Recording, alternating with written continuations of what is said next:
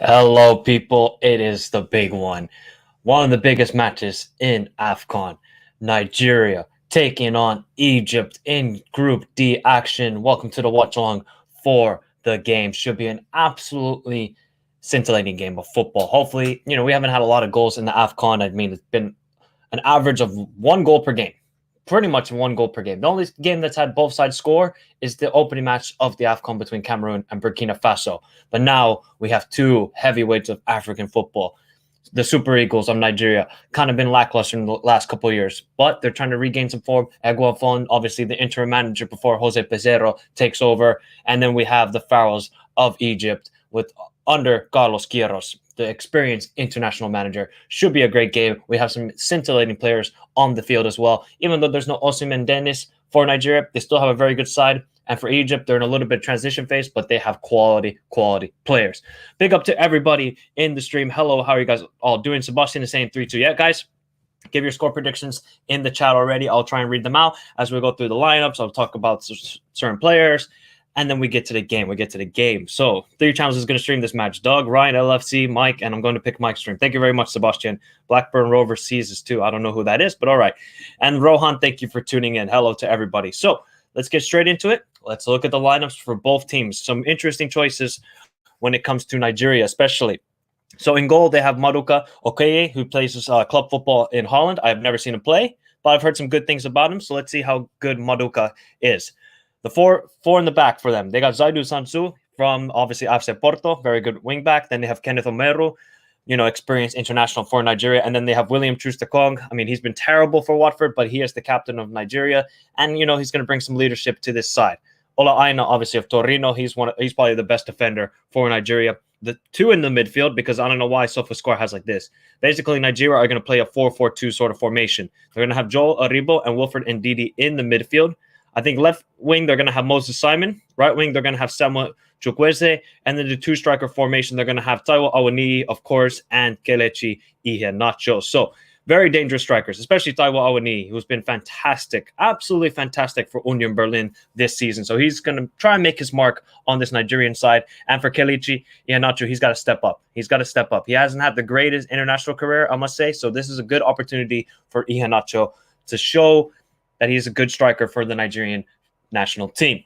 And then for Egypt, they have Mohamed El Shounawi in goal. They have Mohamed Hamdi as, I think, one of the center backs. They have Ahmed Ghazi as the other center backs. Guys, they're not playing a 3-5-2 sort of formation, Egypt. Let me just tell you that. They're not playing this formation. They're going to play, I think, similar, a 4-4-2 sort of formation, because Hamdi Fati, he is a midfielder, so I think he's going to play in the midfield alongside Mohamed El Neni.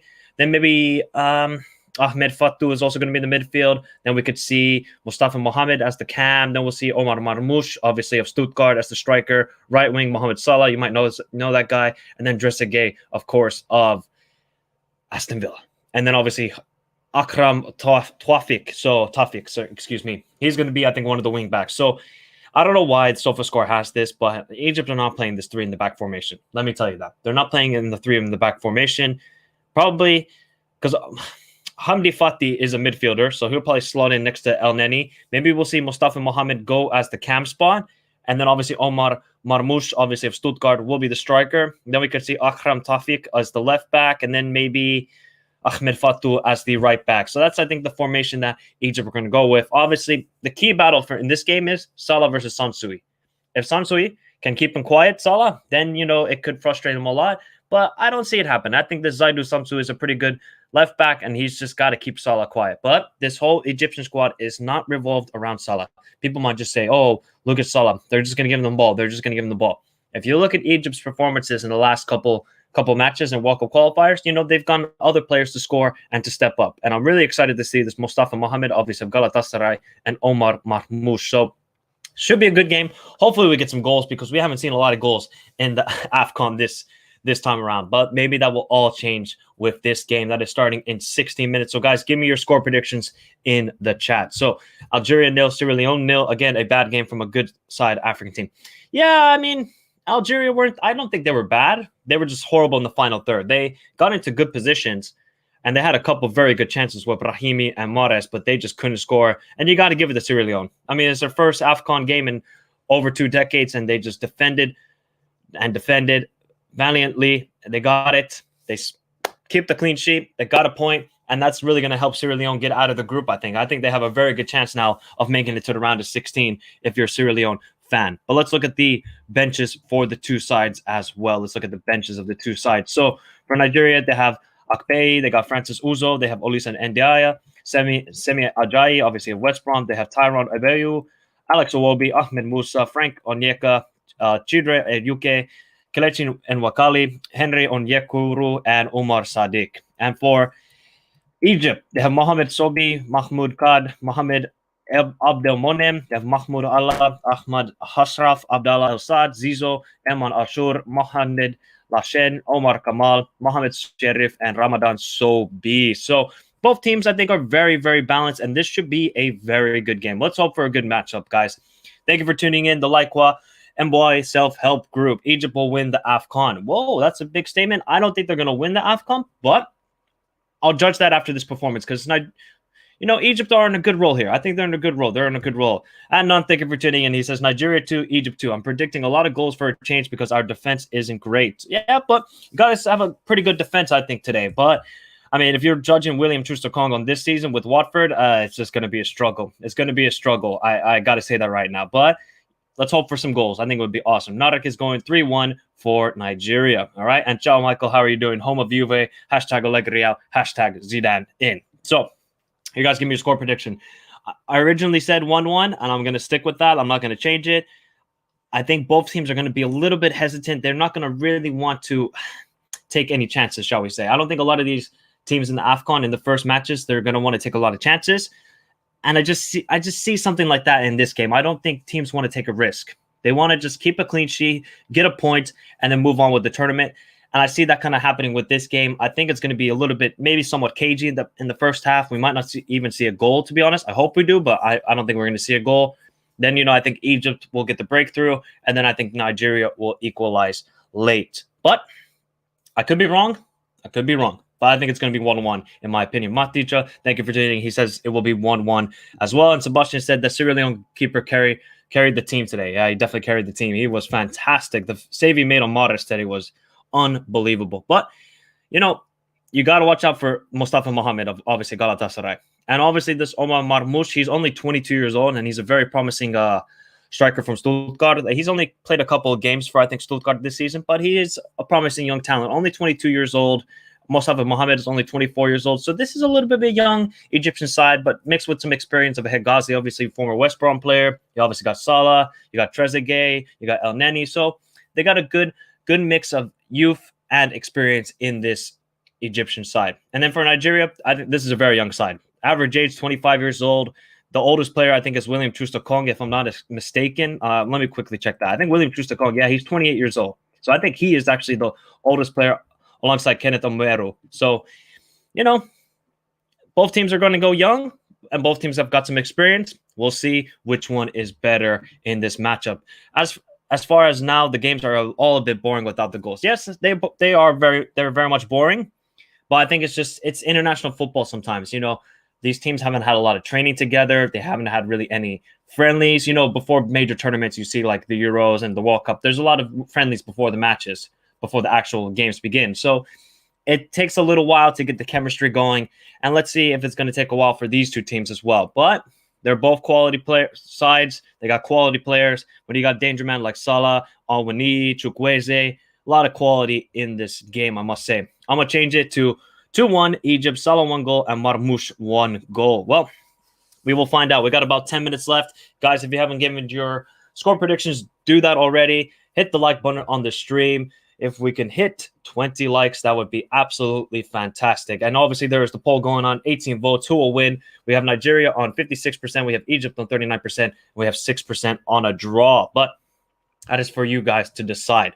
You guys can follow me, obviously, on my socials. As you can see, the text scrolling down. Instagram, Michael Talks Football. And then you can follow me on Twitter, Talks-Michael. I'm mostly active on Twitter, so you guys can go follow me there. I try and keep it a little bit hilarious, chat some shit a little bit, as we should. Football shouldn't be so serious. It should be a little bit comedic and then sometimes serious.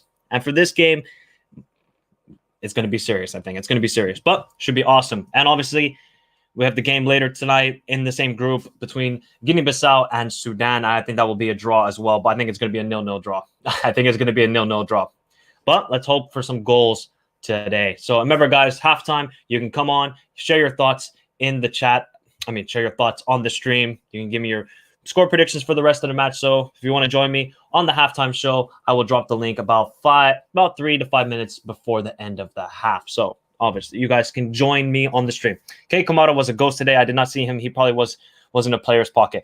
Kei Kamara, he was just running around, bro. I got to give it to him. He's 37 years old, and he must have ran a marathon today. He was all over the pitch for Sierra Leone, all over the pitch. And it was kind of nice to see. He was crying in the national anthem. Obviously, it meant a lot to him. He's been with that national team for a very, very long time, and finally making it to AFCON. It's beautiful to see. That's why I love the AFCON. You see these little nations like Sierra Leone, you see Guinea-Bissau, you see Comoros. This is why it's beautiful. You don't really get that in the Euros as much and the World Cup. But in the World Cup, we did get Iceland the last time around. But we got 9 minutes left until the game begins. Should be an awesome game at the Rumde Adija Stadium. And like I talked about, both teams have very quality sides. They're both quality sides. Even if you look at this Egyptian side, okay, yes, they have a lot of players playing in the Egyptian league. But you have to remember, Al Hilal, which is obviously the top team in Egypt, they have won the African Champions League 2 times in a row. So while you might say, oh, they have a lot of players playing in Egypt, a lot of the players when Egypt won in 2006 AFCON, 2008 AFCON, and 2010 AFCON, a lot of the players were playing in Egypt as well. So do not write off this Egyptian side and Egyptian league. It is a quality league, but just doesn't get the notoriety that it should have. But let's hope for goals, guys. I think we all want goals. Goals galore. Goals galore. That's all we want to see is the goals. And obviously, I have the timer. I have the teams. So don't worry about it. Iheanacho's got to step up, though. Iheanacho's got to step up today for Nigeria. He hasn't been that – because watching the World Cup qualifiers, Nigeria were carried by Osimhen. Osimhen was just carrying this team. And I don't understand why he wasn't let go by Napoli.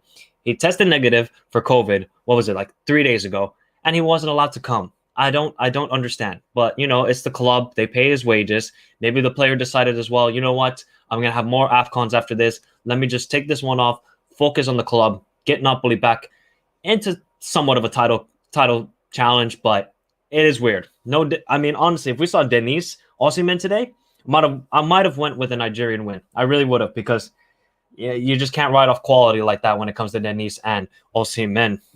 So Al Hilal has the most trophies in the world, like 112 trophies all time. Yeah, they're the creme de la creme of Egyptian football and African football. I think they've won the most CAF Champions League. So they are a very, very quality side indeed. But 6 more minutes left until the start of the game. Hopefully, there's a good crowd. And, some of the crowds in the AFCON, it seems empty, always empty. I wish there was a bit more of a crowd. It would be nice. It would be nice to see more of a crowd. Marwan Mohinsen isn't there. Yeah, I don't think he is there. I don't think he is there. Or maybe he's not there. He might have an injury. He might have an injury. But a lot of these players plays for Samalek, Al Halil. Obviously, then you have a couple of the European-based players, Salah, Mustafa Mohamed, Omar Marmoush. So I'm excited to see this Omar Marmoush. I think his parent club is Wolfsburg, and he's on loan at Stuttgart. He's only 22 years old, so he is a talent, very much a talent. Let me actually check if he's actually born in he must be born in Egypt. He must be. Let me quickly check that for you guys. Let me quickly check that. No, not Mustafa Mohamed.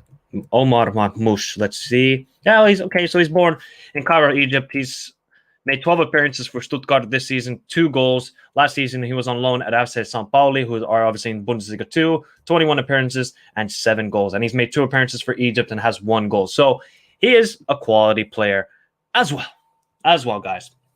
Let's hope for a good game. Golazos, golazos, golazos. That's what we want to see. We want to see the golazos because we haven't seen golazos in this AFCON.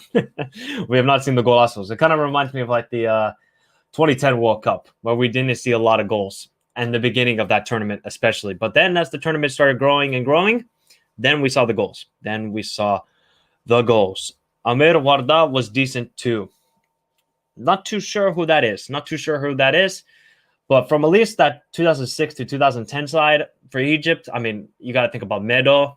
He was fantastic in the 2010 AFCON. Ahmed Hassan as well. Oh, my God, one of the best midfielders Africa has ever produced. I think he only played a couple of seasons in Europe, but he was a quality player, Ahmed Hassan. So let's see. I think Salah is obviously the captain of Egypt. He's going to want to win an AFCON because I feel like, I'm not too sure. Maybe, obviously, if Egyptians are watching, they can let me know.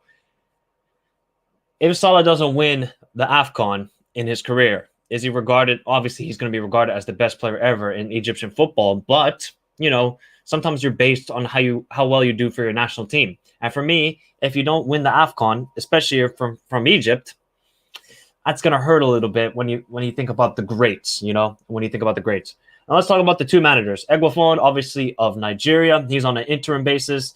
He was the technical director of the Nigerian Federation or Nigerian national team, and now he is going to take over as the manager. So let's see how he does. He's been twice manager of Nigeria in the past. I think from 2006 to 2008 they failed to qualify. No, 2005 to 2007 they failed to qualify for the World Cup in 2006, and then I think he was for a little bit in 2011 if I'm not mistaken. So that's Eguavoen's obviously career as a manager. And then for Carlos Queiroz, we all know he is an international manager savant. He's managed Colombia, Iran, Portugal, assistant manager for Manchester United under Sir Alex Ferguson. He obviously led South Africa to the World Cup in 2002. He didn't manage in the World Cup because of disputes. So Carlos Queiroz is a very experienced manager. Not a very attacking guy, but he gets his sides very organized. So let's see how organized this Egyptian side is going to be. I imagine so.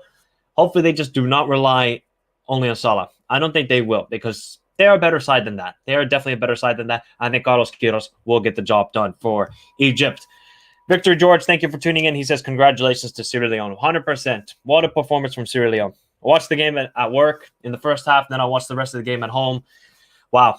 I love these Minnow stories. I absolutely love them. I wish Comoros would have won last night, and I'm glad that Sierra Leone got a draw. I think it's going to be awesome. And now it's going to really open up Group, E, now in the AFCON. Because, who knows? If Ivory Coast draw with Equatorial Guinea, all the teams on 1 point, Sierra Leone, if they beat Equatorial Guinea, who knows? They could finish top of their group. So, yeah, and you got to remember, this game is very important between Nigeria and Egypt because whoever finishes second in this group is going to face the first place in the group with Algeria, Ivory Coast, and Sierra Leone and Equatorial Guinea. So winning this match is vital for both teams. Very, very vital. Let's see who will win or if it ends in a draw. It better not be a 0-0. That's all I got to say. Victoria, thank you for tuning in. He says, I love Nigeria. Decent crowd, only 60 to 80% capacity allowed for this tournament. Yeah, actually, it looks like a decent crowd. Probably the best crowd that we've had, other than obviously Cameroon, the host, because I mean it is Cameroon, of course, it is in Cameroon, but actually a decent crowd. I can imagine a lot of Nigerians made the trip over because the two countries do border with each other, so it's nice to see a bit of a crowd, and there's obviously Egyptians there. Well, it's going to be awesome. Let's see. Let's hope for a good game, guys. This is one of the big games in Africa. When these two sides play against each other, it's always good and always important. Let's see. William Troost-Ekong, I don't trust him. I mean, if you're a Nigerian fan, I wouldn't trust him one bit. The guy has been absolutely dreadful for Watford. But let's go through the lineups one more time for you people. So let me quickly see here. In goal. You got to be kidding me. They got rid of the graphics. There we go. In goal for Nigeria, they have Okoye, left back Sanusi, two center backs Omureu, and obviously Troost-Ekong. Right back, they have Ola Aina.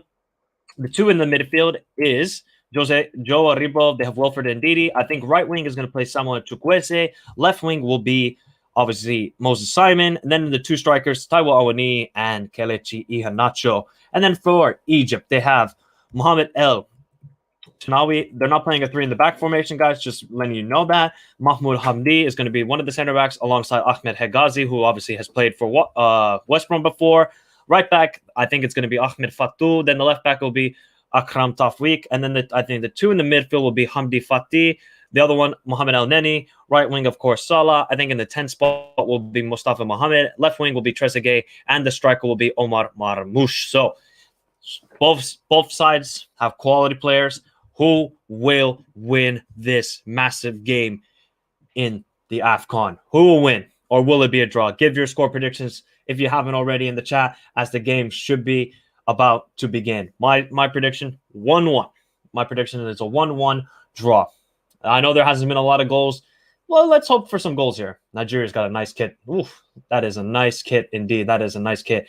And we are off in the matchup between Nigeria and Egypt. Let's hope for a good game, guys. Get involved with the chat as always, and thank you everybody for tuning in. Remember to hit the like button if you haven't already on the stream, and if you're new around here, subscribe to the channel.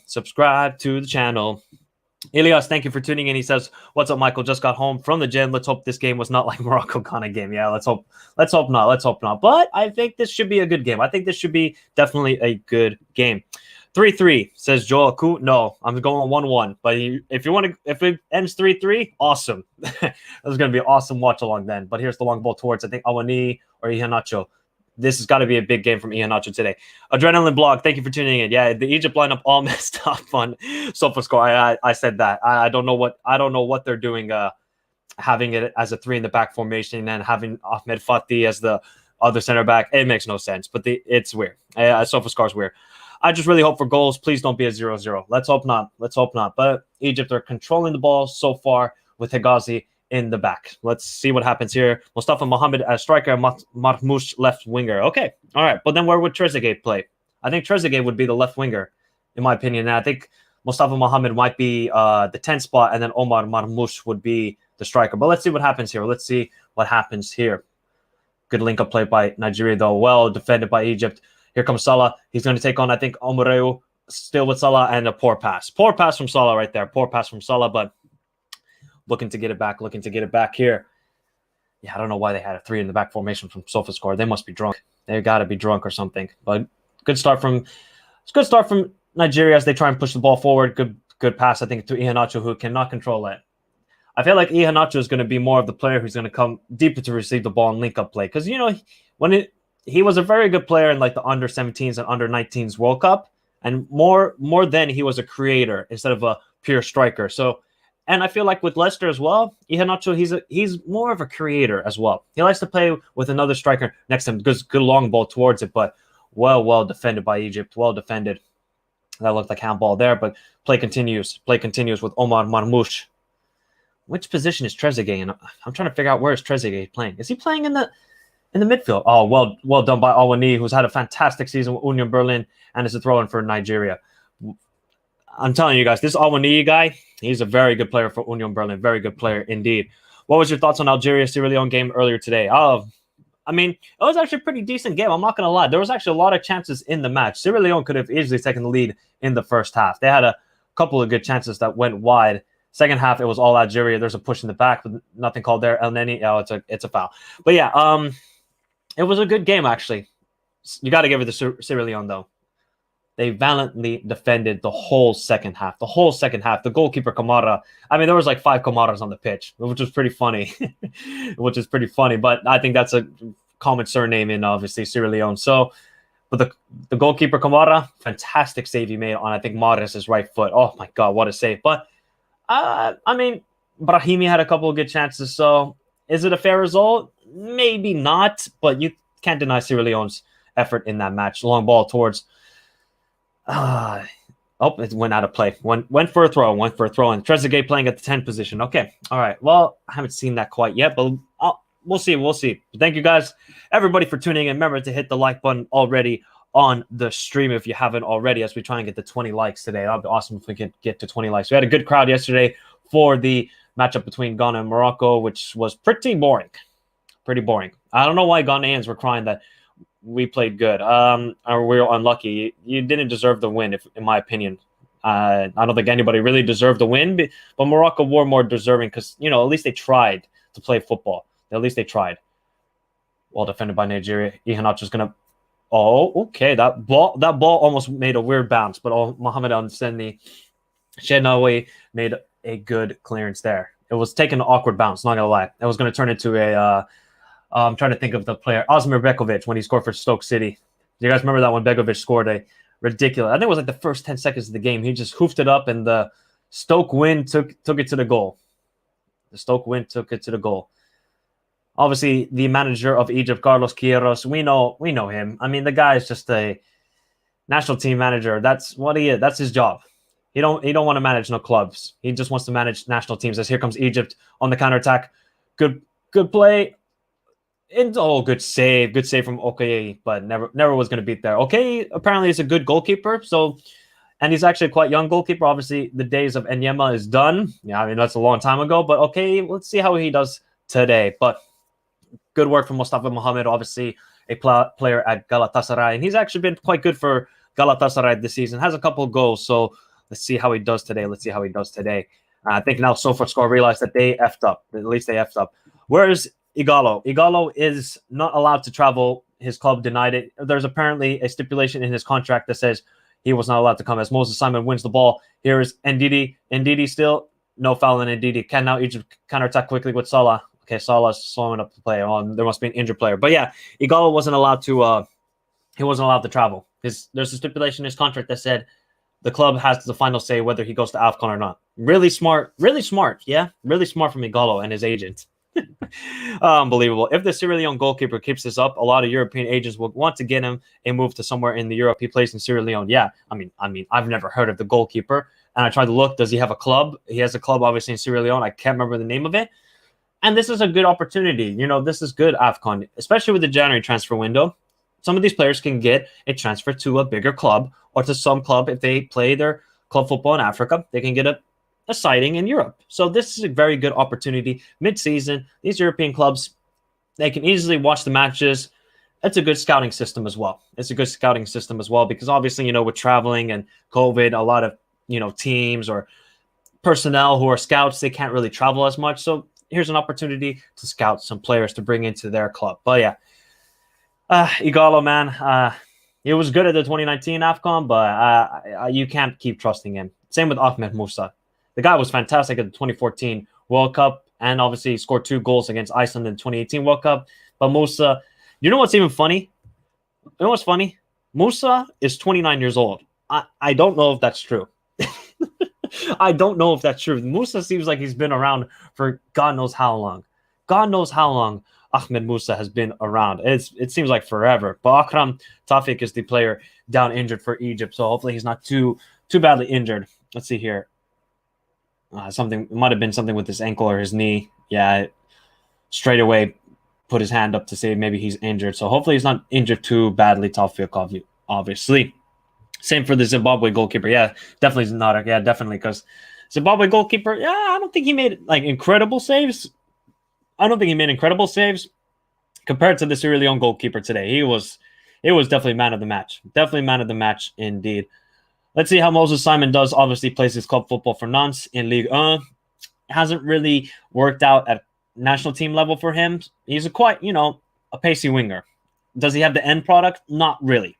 He has the pace, but he doesn't have the end product. So if he can get that into his game where he has the end product, I think he'll become a good player. And he's been at Nantes for I don't know how long. It seems like forever he has been there. And let's see, William Trustakong, the vlogger, into the middle for Iheanacho, who I said will come deep to receive the ball. Good play from Iheanacho. Here's Ndidi out wide to Moses Simon, as I just talked about, taking on, I think it is Trezeguet. Trezeguet's moved to right back. Oh, good play. Good work from Trezeguet, who's not a right back. Here's Salah with the ball. Salah, good link up to, I think, Mustafa Omar Marmoush. Good play. Now Egypt are going to try and push it forward, trying a long ball towards Salah. And here comes Okoye. Straight. Can they shoot it long? No, they can't. Well defended from Nigeria's perspective. Or is that a foul? It looks like it's a foul on Omar Marmoush. So, yeah. Or, yeah, it's Omar Marmoush. Yeah, it was. Who was the guy who fouled him? But it looks like there's going to be a substitution, unfortunately, for Akram Tafik, who picked up the injury only 7 minutes into the game. Unfortunate for him. But it's going to be a substitution coming on. So, coming on to the field, it looks like it's Mohamed Abdel Monem. Tafik just looks like he can't continue. So Abdel Monem is going to come onto the field. The player from Future. There's a club called Future. Why did Iwobi get called up? Because, he's not really that good. He's not that good, Iwobi, in my opinion. That's why he's on the bench. Is that a handball on those Joe Riba? Joe Riba actually has had a very good season with Rangers. So let's see if he can continue that here in the AFCON. But well played by Egypt. Here comes Salah. Salah's playing at the striker role. Oh, Salah. Too much dribbling from Salah. Doesn't quite get it away. Here's Chukwueze. Chukwueze, a very good player from Villarreal, of course. Hasn't had a lot of opportunities, but well defended from Egypt's perspective. It looks like Salah's playing at the striker role, guys. Do you guys agree with that? Why would Salah be playing at the striker role? That doesn't make a lot of sense to me.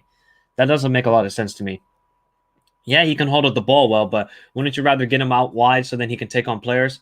A good run by Joe Ribo. This is a good start from Nigeria. They're on the incentive here, I think, because, Egypt's playing with 10 man here. Good work by Hegazi, the former West Brom man who plays his club football now in Saudi Arabia, but well cleared away, and Nigeria have the ball back with William Trustakong and his vlogs. Hopefully his vlogs are very good. I think he'll probably upload them after the AFCON, of course. If only his vlogs matched his play this season, because his play this season for Watford has been dreadful. Absolutely dreadful. I mean, look at Stephen Cocker today, the former Liverpool man. It was fantastic for Sierra Leone. I completely forgot about him. And then I was like, looking up the squads for the AFCON heading into the tournament. And then I'm like, wow, Stephen Cocker is getting called up for Sierra Leone, which is pretty awesome. If he played one game for England, I think it was against Sweden when Sweden destroyed them 4-2 when Zlatan scored that ridiculous bicycle kick goal. And that, it was a friendly, so he's allowed to come here and play. I don't know how Arsenal got 35 million for Iwobi, because Everton they're stupid. 35 million. God, 35 million for Iwobi. That is just criminal. I wonder what Everton saw in Iwobi and what position he would play. I know Iwobi, he's a very talented player, and obviously I think he is the nephew of JJ Okocha, of course, but here's the ball back in from Chukwueze. Back post, and it's well dealt with by Egypt. Yeah, that's just criminal. How Arsenal got 35 million for Iwobi, it's beyond me. It is really beyond me. But Nigeria have started off well in this match. They have started off well, and Didi's just controlling the back line here. Here's This is important for Nigeria as well. Obviously, with the World Cup qualifiers in March with the playoffs. Remember, guys, I'll probably be doing a live reaction to the draw, which happens January 22nd. So book that in your calendars. It's going to be awesome to see what sort of matchups we get. We could get a Nigeria versus Egypt, so that could be interesting to see. Could this be a little bit of something in the future that we see between these two sides? We'll find out. Yeah, it looks like Salah is striker. Yeah, 100% looks like Salah is striker. Iheanacho's going past everybody. Still Iheanacho, well defended by Egypt. Well defended. Looks like El Neni's now has an injury. Hopefully El Neni's not injured as well. Hegazi plays in Saudi Arabia. Yep. And Stephen Cocker got a goal on his England debut and the only game. Yeah, so he did score against Sweden when they lost 4-2. Yep. I think I heard that from the commentator today. And Victor Moses isn't there too. Yeah, well, I mean, This isn't 2014, 2016 anymore with Victor Moses. I think he's retired from the national team if I'm not mistaken. Obviously somebody can let me know, but I'm pretty sure Victor Moses has retired. I'm pretty sure about that. He shouldn't be there. He shouldn't be there. Well, now SofaScore have finally fixed their act. I think they realized, oh, we are really, really wrong about this. Yeah, maybe you should watch World Cup qualifiers and you'll understand. 3-5-2 formation for Egypt. I mean, when has Carlos Queiroz ever played with a 5 in the back formation? Nigeria are on the front foot here, though. They're definitely on the front foot. Egypt's got to control this. Here's Chukwueze with the ball, back post towards Moses Simon, and it's well dealt with by Trezeguet.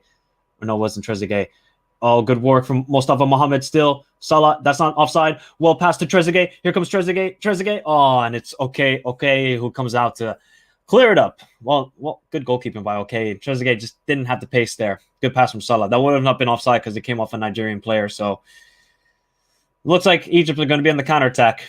That's usually what it is like under Carlos Queiroz sides. They're more of a counterattacking side, who are organized, and when they do have the ball, they are very clinical with it, but they are a little bit defensive.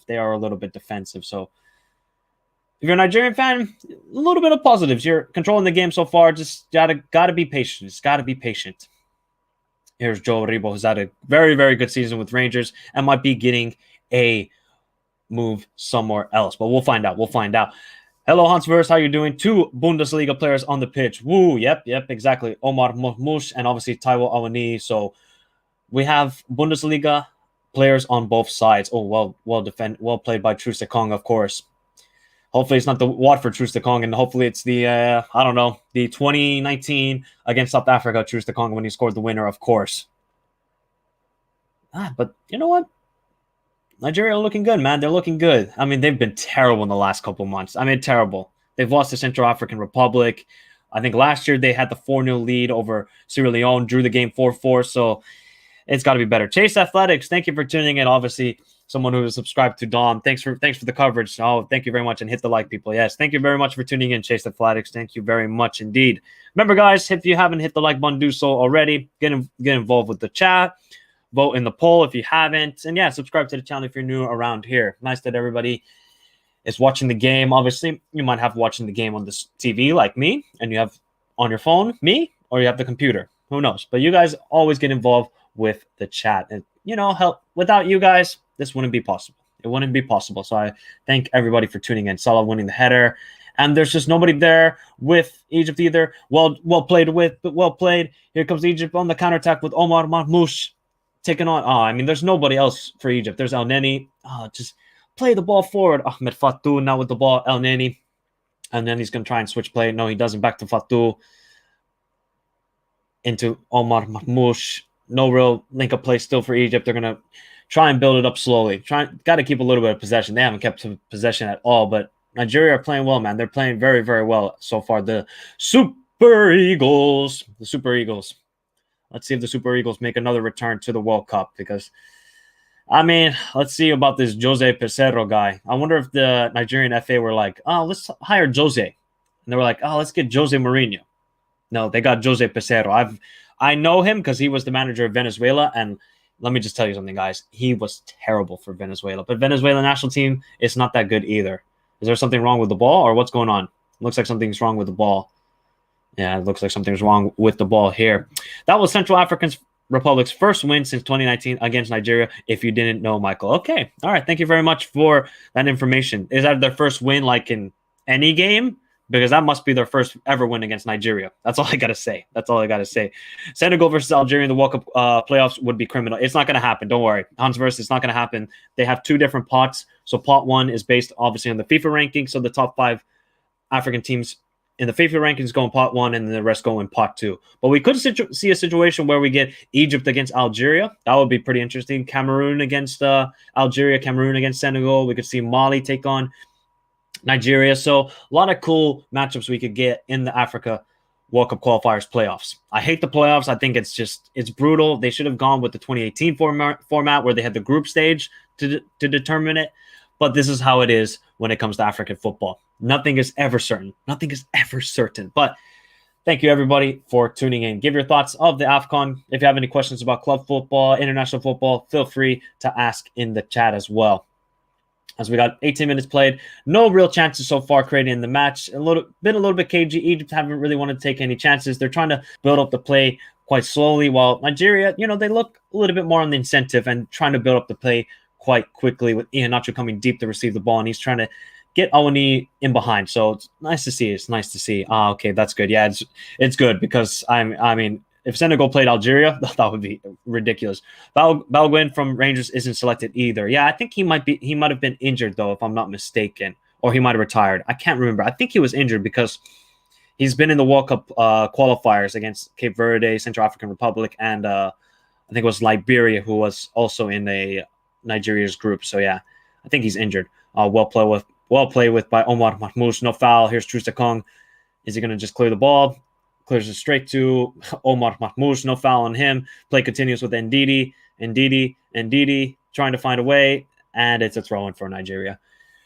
Egypt, they're just a little bit too slow. They're not keeping the ball well whatsoever. Not whatsoever. This is looking like Ghana yesterday for Egypt.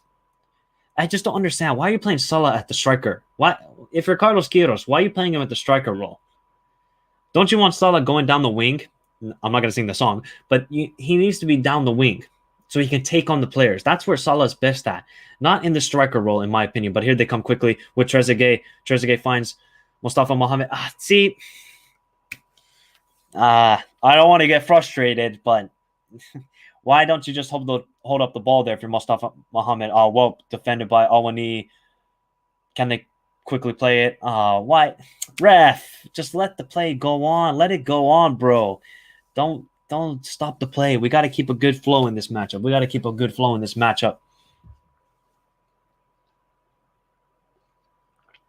But hopefully this Awani player, because he's been really good for Union Berlin this season. He's one of the top goal scorers in the Bundesliga. So hopefully he gets a lot of good game time. Obviously, a former Liverpool player. And then all of a sudden, I think Liverpool sold him for a couple million, and now he's been fantastic for Union Berlin. There's something going on here. I don't know. Are the balls flat? Pause. But it seems like, they need to pump them up. What is going on here? Oh, man. Sometimes it happens, guys. Sometimes it happens. It does make a difference. Ball played into Omar Mahmoud. Here's El Neni. Egypt are going to try and look to switch play. They will, with Hegazi, the former West Brom man, now playing his football in Saudi Arabia.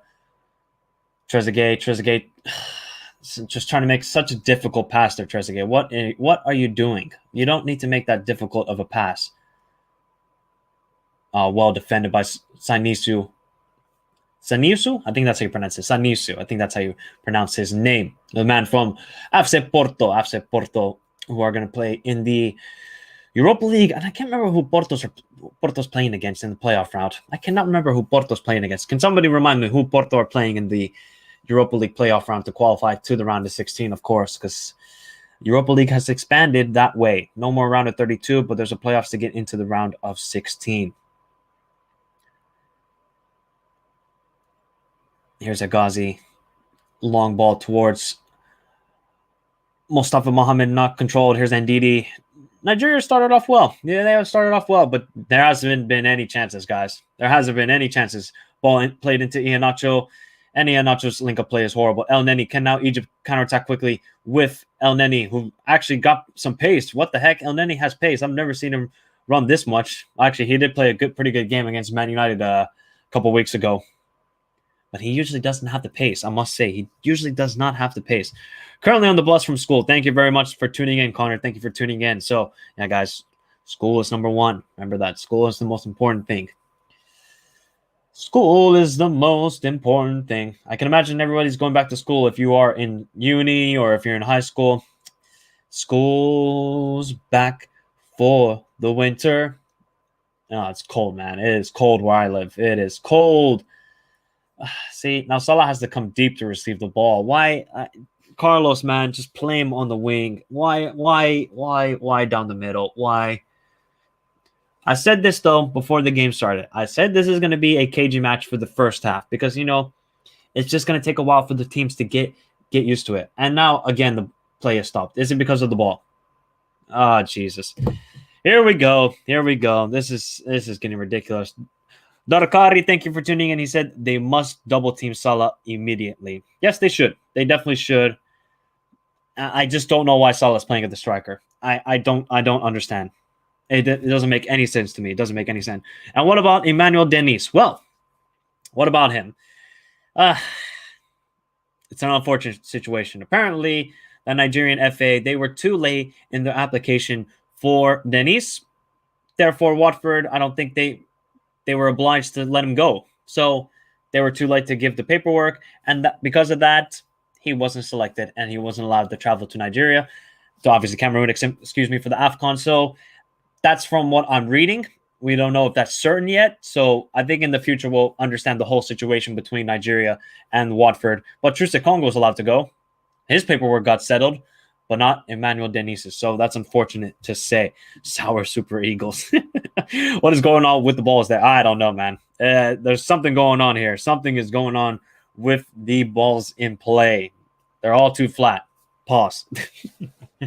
They're all too flat. So there's a little bit of stoppage in play as they try and pump up the balls. Well, it looks like play is back in play. Remember, guys, to hit the like button if you haven't already. Matata United, thank you for tuning in. Michael, are you supporting Egypt, Senegal, and Keita's country because of Liverpool connection? No, I'm actually supporting Mali because that's my team. Well, I'm not from Mali, but I think that's the team that's going to win the AFCON. So I'm supporting Mali in this AFCON. Everybody's going to be, thinking Algeria, Senegal. These obviously would it be awesome to see, Salah, Mane, or Keita win it? Of course, but I'm going to go with Mali. I'm going to support Mali or Gambia because Gambia are making their debut. So we'll see what happens. But that is my teams that I support. But I don't have any affiliation. I'm not from any country in Africa. It's funny how sometimes people regard Africa as a country. It's like it's a continent. Do you not understand? And there's a ton of countries within that continent. I don't know why people refer to it as that. I'm not impressed by this current Nigerian generation. There's no blue chip talent like Salah or Mahrez in the squad. Yes, 100%. Except Osimhen, I think, is a baller. Victor Osimhen is a natural goal scorer, but he's just injured a lot. He's so many times injured. I don't understand.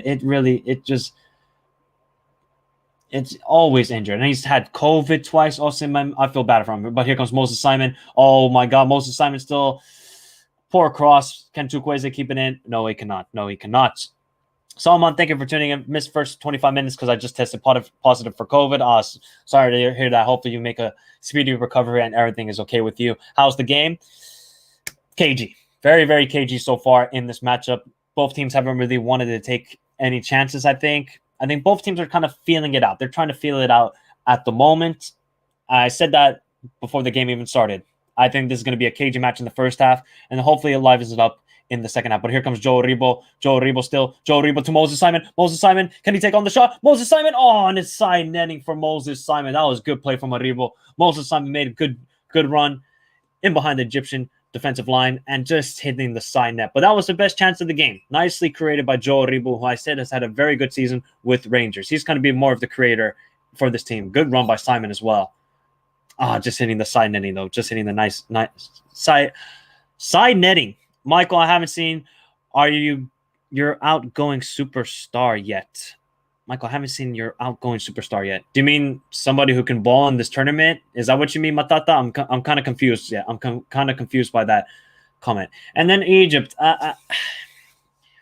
If you're an Egyptian fan, this has been poor so far. You haven't kept the ball. You just haven't kept possession whatsoever.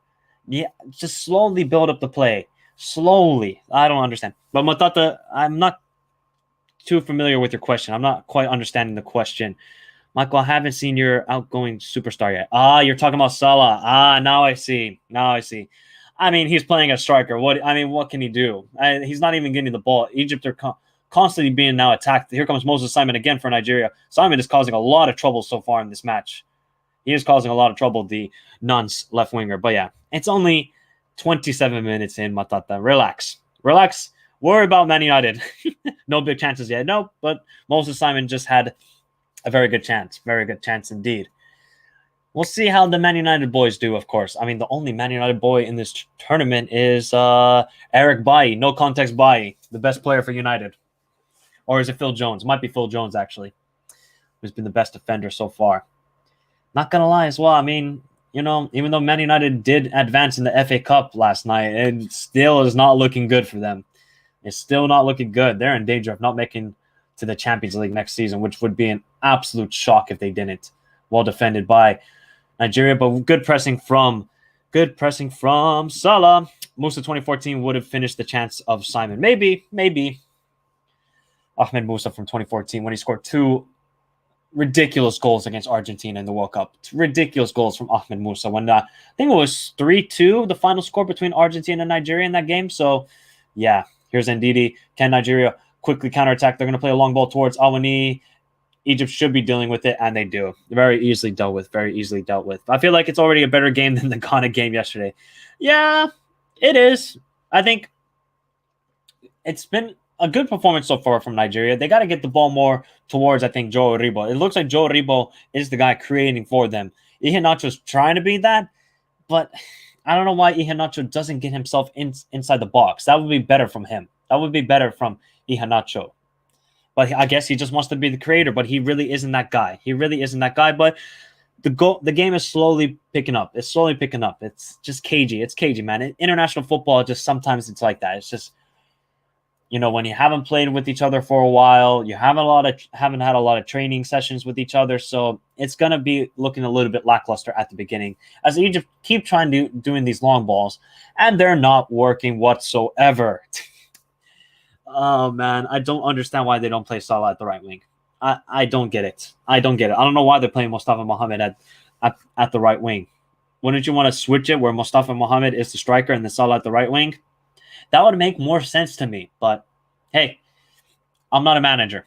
And obviously Carlos Quiros, the former United assistant manager, he's a very good manager. Very well, except his time at Colombia was pretty bad. But here they go again with Moses Simon, who's had a very good half so far. Moses Simon inside the box. Hegazi clears away. Here's Joe Aribo winning the header. Iheanacho with the shot. Oh my God, what a goal. What a goal from Iheanacho. Que golazo. Golazo. Iheanacho, what?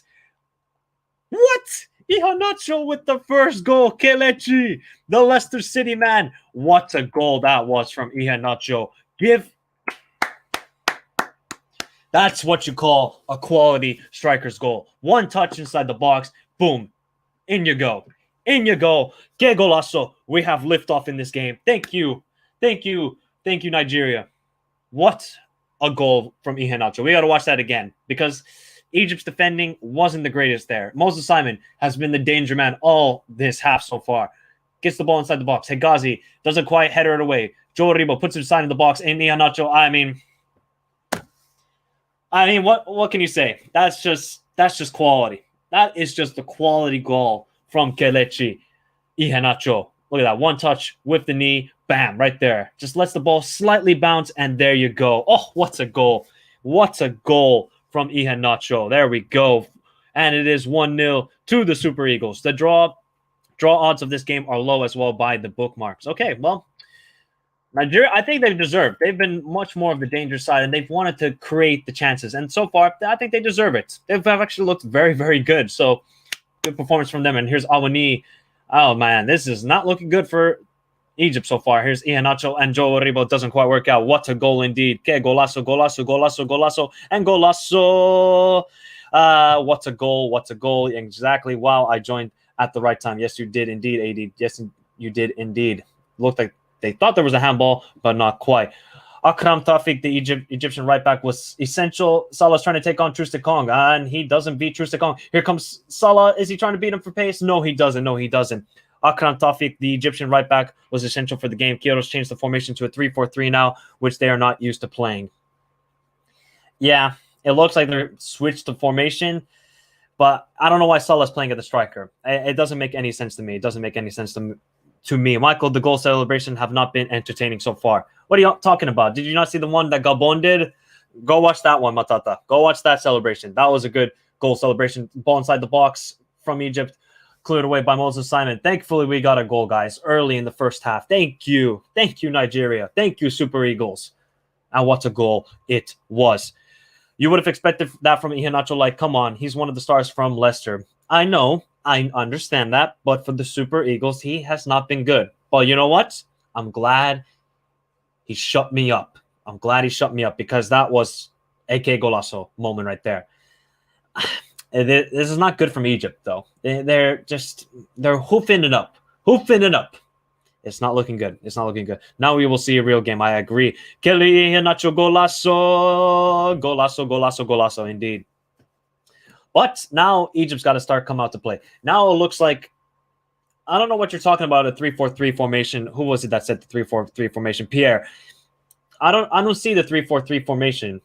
Now it looks like Salah switched to the right wing spot, and Mustafa Mohamed has moved to the striker position, which they should have started with in the beginning of this game. I don't know why Carlos Queiroz did it like that, but good pressing from Nigeria. Good work from Chukwueze, who wins the ball back. Yeah, see, you know what? Nigeria are looking good, man. Nigeria are looking good. Now Egypt will stop parking the bus. Yes, indeed. I think they're going to stop parking that bus at this moment because they were doing that. They were definitely doing that. But got to give it, man. Got to give it. Is the Eguafon the Nigerian interim manager making the difference? Could be. Looking like it. Good performance so far. And we got 1-0 in this mammoth game in the AFCON 2021. Good long ball towards Joe Aribo. He's going to try and beat Hegazi for physicality. Not quite, because Hegazi is a quite physical defender. Remember, guys, to hit the like button. If you haven't already in the stream, subscribe to the channel if you are new around here. Be doing watch-alongs throughout the AFCON. There won't be a watch-along tomorrow. I'll probably have a live show late at night tomorrow. I'm gonna have a guest coming on, and we're gonna predict then match day 2 of the AFCON. There's not gonna be too many watch-alongs, I think, in match day 2 because there's not really too many big games. So I'll just pick, a game that seems interesting. Match day 3, there's at least an Algeria Ivory Coast, so we're gonna definitely do a watch-along for that. And then for the round of 16, we're going to pick the big matches to do watch-alongs, and then we're going to have live streams and stuff like that. So hopefully you guys all enjoy the AFCON content on the channel. It's going to mostly be AFCON content most on this channel for this month. I'm going to keep talking about, obviously, the Premier League, Bundesliga, Serie A, La Liga, and all that sort of stuff. So hopefully you guys all enjoy that, especially this weekend. I didn't even know it's Chelsea versus Man City. And it's also the North London Derby. We got some big games in the Premier League this weekend. Michael, Egypt's loss is Liverpool's game, and no wonder you are happy. No, I'm not even thinking like that. Stop, Matata. You're thinking it all wrong. Oh, what a turn from Moses Simon. Oh my. Oh, and then a terrible cross, but that skill from Moses Simon. Woo, woo, woo. I think Salah switched to winger now. Yeah, I think so too. I don't know why he started as striker, but he's better at the wing spot. Salah gonna score. Well, we'll see. We'll see. Salah goes in striker position for rebounds when in defensive play. Mustafa Mohamed goes back in striker position when in attacking play. Yeah, they're looking like it. I don't think they want Salah defending. Maybe that's what Carlos Queiroz is thinking about. But this has got to be much better from Egypt. Their play is way too slow. They're just trying long balls. It's not working. When you look at Nigeria, they're actually pressing well. They have an incentive with their play. Chukwueze, Moses Simon, they've been very good so far. Joe Aribo as well. It's been a good performance. Let's go. Let's get a second goal. Yeah, Anon, I bet you're happy with this performance. This has been probably the best performance so far in the AFCON. So far from a team. It's only been a half, but it's been a very, very impressive performance. So let's see if Nigeria can keep it up. Let's see if they can keep it up. Round of 16 is only big matches. Well, not only. There are some, mismatches that we could see. We could see, I guess, Sudan playing against Algeria or something like that. So there could be some mismatches as well. Nice that there's a good crowd at this game in Cameroon. I can't remember what city it was. They're leaving Salah to be a lone forward. He needs help from the rest of the team. Yes, exactly, Francisco. Thank you for tuning in. He's just a lone man. What do you want him to do? If you're Carlos Queiroz? This is not going to be another situation where everything's played through Salah. It didn't work out for Egypt in the round of 16 of the last AFCON. What happened? They got bounced out by South Africa. So they need to get a better performance all around. They can't just rely on one man. You don't win an international tournament just to one guy. Okay, yes, you could talk about Maradona and these sort of players and Pele, but in nowadays football, it's now Egypt give the ball horrible position. Here's Iheanacho. Awani is going to make a run in behind. Oh, good pass from Iheanacho. Almost to Awani. Great play from Iheanacho. He's had a very good game so far. Salah only scores for Liverpool, and that is for very less wages. Yeah. If FSG do not give Salah his new contract, oh my god, I'm actually gonna flip. I'm actually gonna flip at FSG, man. They can piss off out of Liverpool then. He's playing with Hegazi El Wansi and the sub Abdel Mohnem as his three in the back, Trezeguet, Hamdi, Fati, El Neni, and Fatu in the midfield, and then the front three. Yeah, I'm not too sure if Omar Marmoush has played a lot of as a winger for Stuttgart this season. Somebody can let me know if they do watch the Bundesliga a lot. Does Omar Mahmoud play usually as a winger, or is he usually a striker for Stuttgart this season? Please, somebody let me know, because that would be interesting to know. This has got to be better. Here comes Iheanacho again. He's going to try and find Awani. He's going to try and find Awani. Oh, good. Almost got to Awani. Here's come Chukwueze still. Chukwueze. Good work from Chukwueze trying to find Iheanacho. Finds Ndidi. Is Ndidi going to take the shot? Takes the weak shot, and it was always going wide. But this is a good performance from the Super Eagles. Not that garbage performance I saw in the World Cup qualifiers against Cape Verde, against Central African Republic.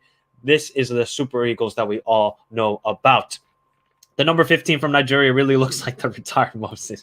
His name is Moses Simon, and he's actually very good. He's a very good player. Hasn't really performed that well for Nigeria in his international career, but this is a very good performance from him. Iheanacho, man of the match so far, 100% indeed. His name is Moses Simon. Exactly. Remember, guys, halftime, you can come onto the show. You can give your thoughts about the game.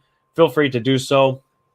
Something I've been trying to do. So we get you guys involved. It's just not me talking out of my ass for a whole 2 hours. But also we get your thoughts on the game. If you're a Nigerian supporter, if you're an Egyptian supporter, or if you're neutral like me. It's always good to get your thoughts and hear everybody's perspective. You might have a different perspective from me, or you might agree with me. Who knows? And then obviously you can give your score predictions as well. Iheanacho is really taking his opportunity with both hands. Yes, we have talked about this multiple times as Awani. I can't see which Egyptian player they had a colliding of heads. Hopefully they're okay. Iheanacho is really taking his opportunity with both hands. Yes, he has. We have talked about this. Iheanacho, since there's no Osimhen, has got to perform. He has got to perform. Let me quickly check. Let me see how many goals he has. 38 appearances Iheanacho has for Nigeria. He has 11 goals. He's 25 years old. He's already made 38 appearances. So this is a good stepping stone for him. This is good to get his confidence going, because at Leicester he just doesn't get a lot of game time. He doesn't, because there's Jamie Vardy, there's Patsandaka, and Brendan Rodgers doesn't play really with the two striker formation. And I like Iheanacho. He's just a little bit inconsistent, but it looks like if he can get some good consistency at the AFCON, that might help his rest of his season basically with Leicester, or maybe he will go out on loan somewhere. You can think about that, guys. He might go out on loan, but good work from Joe Aribo right there. Iheanacho has too much space, but you can't take away from that shot. Oh my God, that goal was ridiculous from Iheanacho. One little touch off the knee and boom. Oh, there was nothing. And I mean nothing Mohamed El Shanai could do about that shot. That was just ridiculous. Soon going to be halftime. Yes, Sebastian. Yes, indeed. And the Super Eagle fans are very happy about the performance, as they should be. They have been fantastic so far. I don't think... Has Egypt had a shot yet? Let me quickly check. I don't think they've had a shot, guys. This has been terrible. Okay, they had one shot on target. Who is that from? Oh, that was the long-distance shot, I think, from Mustafa Mohamed or Omar Mahmoush. I think that was the only shot that Egypt's had, because I do not remember that shot on target, at least. I'll tell you that right now. But good performance so far from... And here they come again. Iheanacho and Awani are linking up very well. Here comes Iheanacho again. Iheanacho, a little bit too many touches. Awani with the first-time shot, and it's saved. It is saved. That was a good opportunity for Awani, but it was saved by El Shnawi. Just a little bit of a weak shot. Now, he opened up his body really well for that, but a little bit more connection, picked the other side of the other corner, it would have went in. But just maybe the confidence wasn't just there for Awani yet. Maybe Liverpool should have kept him. Maybe Liverpool should have kept Awani, because he's been pretty good for Union Berlin, and he was very good for them last season as well. Remember, guys, to hit the like button on the stream. Let's see how many likes we got. We have got 28 likes. If we can get up to 35, that would be fantastic. And if you guys are new around here, subscribe to the channel for daily AFCON content during the whole AFCON. I'm going to try and get videos up all the time out. There might be some short videos, like you saw my little short reaction video for Sierra Leone versus Algeria. So I'll try and get those out as well. Because, sometimes I'm a busy man. And also, gotta live life, guys. Gotta live life. Gotta live life. Newcastle would be a nice loan for him. Yeah, that would actually be a good. I think that's a good idea, Phil Jones. You're a great defender for Man United, and you're smart in the head. Iheanacho to Newcastle would be a very, very good move. Because Callum Wilson, okay, yes, he's okay. He's good on the counterattack. But I think Iheanacho would be good where he can link up well with St. Maximin, Joe Linton, who's now turned into Pirlo. So actually, that would be a very good move, I think, for Iheanacho to go on loan to Newcastle. Nigeria is really looking good so far. Do you think Egypt will come back in this game? I mean, based on Egypt's performance, they're not going to score a goal because this has been woeful from them. Absolutely woeful. They cannot contain Iheanacho or Awani at this moment. And neither they can't contain Moses Simon because here he comes again, Simon Moses. Oh, my God. Moses is...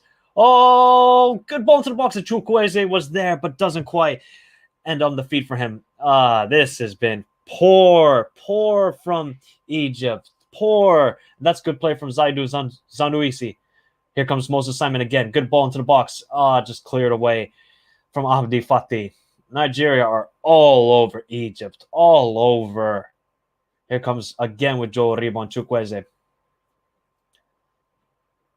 This is looking like AFCON winners' performance, guys. This is looking like AFCON winners. Ball into the box with Awani. Poor touch. Can he still get on the end of it? Doesn't quite work out. Did the ball go out of play? I think it's a corner. Is it a corner? I think it's a corner because I can't hear the commentary, guys. Yeah, it looks like it's a corner. Wow, what a performance so far. Awani didn't have any work permit. Okay. Oh, yeah, that's a thing. Yeah. What time do you finish work? Finish time. I would finish work at finish time at 4 o'clock, and then it takes me about half an hour, 40 minutes to get home. So, yeah. I think Egypt will come back to 1-1, but as I predicted, Nigeria will score 2 more, and the game will end 3-1. Okay, very interesting today. The draw earlier today has changed the complexion of the group. Yes, indeed. The draw between Sierra Leone and Algeria makes Group E very interesting. Very interesting. And we'll see how Ivory Coast will look tomorrow. We know they got the talent, but can they... What is going on here? Why? Wait. Huh? Wait, what? I'm confused. Can somebody tell me what just happened there? They literally just stopped play, and the corner wasn't given. Was it a foul or was it offside? I'm confused. What? What happened there, guys? Can somebody please explain to me what just happened there? Oh my God. Nigeria better than I thought, actually. I gotta agree. They have not looked this good at all during the World Cup qualifiers, at all during AFCON. Maybe because it was Gernot Rohr as the manager. Maybe that's just the difference for Nigeria. They just needed a new manager with better ideas, let them express themselves much more. Because I think with Gernot Rohr, they were like handcuffed, basically. They were handcuffed and they weren't allowed to really express themselves. But now the shackles are off. Do what you want. You see Moses Simon. Moses Simon is just, anytime he's getting in a one-on-one situation, Moses Simon is going around the defender each and every time. So, interesting. Simon Moses is destroying the Egyptian defense. Yes, he is. What just happened? I do not know. Tomorrow you should take a day off just streaming. You deserve a break. Yeah, well, I'm not going to do a watch-along because the watch-alongs, they take a lot of effort. As you guys can see, I'm, speaking the whole time. I don't want to just be like this. Nigeria just scored. Foul. No, I want to engage with you guys. I think you guys enjoy that as well. Trying to keep a little bit of humorous and then also talk about tactics and talk about some players. I thought that the VAR was checking if it was a goal kick or a corner. I think it was as well. I have not seen that in VAR at all watching football. They actually checked if it was a corner on VAR. Oh man, you gotta laugh sometimes. Nigeria is rising to the occasion. They're definitely rising. And ball didn't go out of bounds when checked by VAR. Yeah, I don't know what happened. So ball wasn't playing. Shinawi just threw it back in. I don't get it. I don't know what just happened there. That was probably one of the more weirder sequences in football I've seen in a long time here. That was a very weird sequence, I must say. But Egypt have been absolutely dreadful so far. Here they come, though, with Omar Mahmoud. Poor control and foul on Trustekong. Egypt have done absolutely nothing. Absolutely nothing so far. Salah, non-existent. Mustafa Mohammed, non-existent. Trezeguet, non-existent. Omar Mahmoud, non-existent. Carlos Queiroz has got to get this side playing much better. This is not a performance, I must say. Still not over the VAR decision in Villa versus Man United yesterday. Yeah, it was a bit of it was controversies, I would say. Barchester got lucky. They definitely got lucky, Barchester. That's all I got to say about that. And there's a foul from Chukwueze. Well, halftime now, 1-0 Nigeria. Well, still not halftime. Still not halftime. The VAR in Africa, exactly. Are you bringing anybody on halftime? Yes. Don't worry, I'm going to send out the link soon. I think it is the halftime, guys. So let me just quickly give you my halftime thoughts before I invite you guys. Nigeria, what a performance so far. Deserving to be in the lead. I think they could be even 2-0 up. Okay, they haven't created the chance to go 2-0 up, but they have been really, really fantastic. I wonder if they're talking about actually the VAR decision to give the goal kick instead of the corner. But Egypt, Carlos Queiroz, they gotta step up. That was just pathetic. That was pathetic from Egypt. No urgency with their play. Look, Nigeria actually look like they're a team. Look at them. They have the huddle going on. They seem like they got a good spirit about themselves. Egypt, they just look disjointed. There's no passing going on. There's no unity. They can't just rely on Salah just to create the chances. They need to get the other players involved, get a bit more. They got to press Nigeria more. They have done absolutely nothing to deserve any sort of chances created. So you can't just rely on Salah. Salah's just not going to get you the goals to win this game. But let me quickly send you guys the link so we can get your thoughts of the matchup. Let me quickly get the headphones on and then invite you. There will be a link in the chat. So if you guys are watching on Twitch, if you guys are watching on YouTube, you guys can join me on the stream and give your thoughts of the first half. Let me quickly send it out for you guys. Boom. There you go. There you go. So Pierre is saying Nigeria are dominating. Yes, they are. They are definitely dominating. I think Salah isn't even there. He's in Liverpool supporting the game from home. He's non-existent. And this is coming from a Liverpool fan. Salah has done nothing. Is he even in? I know he did the handshake, but that's about it. That's about it from Salah today so far. Egyptian team is still wandering around in the pyramids of Giza. They are relying too much on Salah. Yes, they are. I said over depending on Mohamed Salah will lead to their demise. Exactly. But remember, guys, the link is up. You can join me. Give your thoughts of the first half as we have Sebastian here with me. Sebastian, what is your thoughts of the first half? Very good match from Nigeria, but Salah has been ghosting. I don't see Salah on the pitch? Is he at dinner? I think he's still having lunch. Maybe. I think. But who's been your best player from Nigeria? They have been really good so far. Iheanacho, maybe. What a goal! Oh, that was amazing goal. Any other thoughts you have of the first half? Very slow half from Egypt. Nigeria deserves the 1-0 win in the first half. Yep. They have not won yet. The second half is going to be interesting. It's going to be very interesting. It's got to be a better performance from Egypt in the second half. Matt, if you're connecting, it says you're a little bit slow. I don't think it's my internet. Go ahead, Sebastian. I think Egypt going to score 1 goal, but Nigeria still going to win. Yes, exactly. So, Matt, you got the music in the background. What's your thoughts on the first half? I thought Nigeria were the better team. I don't remember much from Egypt attacking-wise. What I did like about most of Nigeria's creativity was they used their pace, and on the way to scoring what was a good goal, they used the heads well. So I'm confident in Nigeria long term to do something, and I'd say they're coming out of that bad phase that they were in some of the World Cup qualifiers. 100%. So who do you got? I'll ask Matt. Who's been like the star player so far in the first half for Nigeria? Because nobody's been the star player for Egypt so far.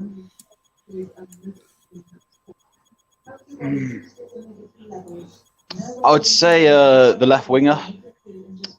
Moses Simon? I haven't picked up on his name, but yeah, I think so. I think Iheanacho and Ndidi have been good as well. They have indeed. Sebastian, who's anybody else that you've been impressed with by Nigeria? Because nobody's been impressive from Egypt. The right back, Iheanacho. Yes, the Torino man. He's a very good right back indeed. He's probably Nigeria's best defender. And guess who is in the chat? Look in the chat. Doug is in the chat. Doug. I didn't even see Doug's. Doug, thank you for tuning in. Obviously, guys, Doug is doing a watch along for this match as well. So thanks for tuning in, Doug. And he said Doug Raid. Nice to see. Nice to see. But yeah, what needs to change, Sebastian, for Egypt? Because this has been pathetic so far. Maybe a sub. They should sub in someone. They need to get their pressing more. I think they gotta press higher on this Nigerian side. They need to stop losing the ball. Yes, indeed, they do. Matt, what do you think needs to change for Egypt? I think maybe Egypt should try and play to Salah's strengths more. The other issue that Egypt probably have is Carlos Queiroz is more of a specialist defensively, and perhaps if they'd got an early goal and defended and were able to organise and defend more, that probably would have suited them more. But at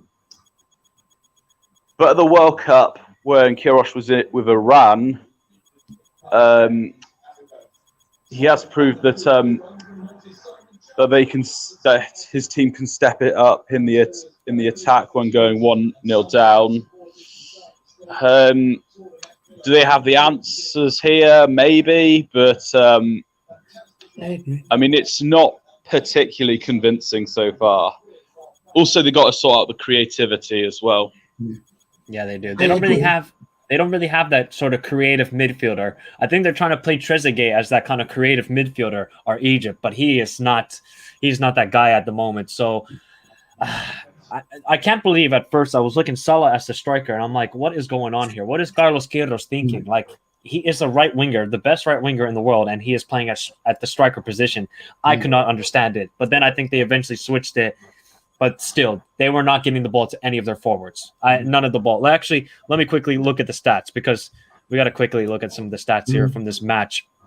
It says, Joe Ariba has been really good. So Egypt has had more ball possession. I don't know where they're looking at that from, but all right.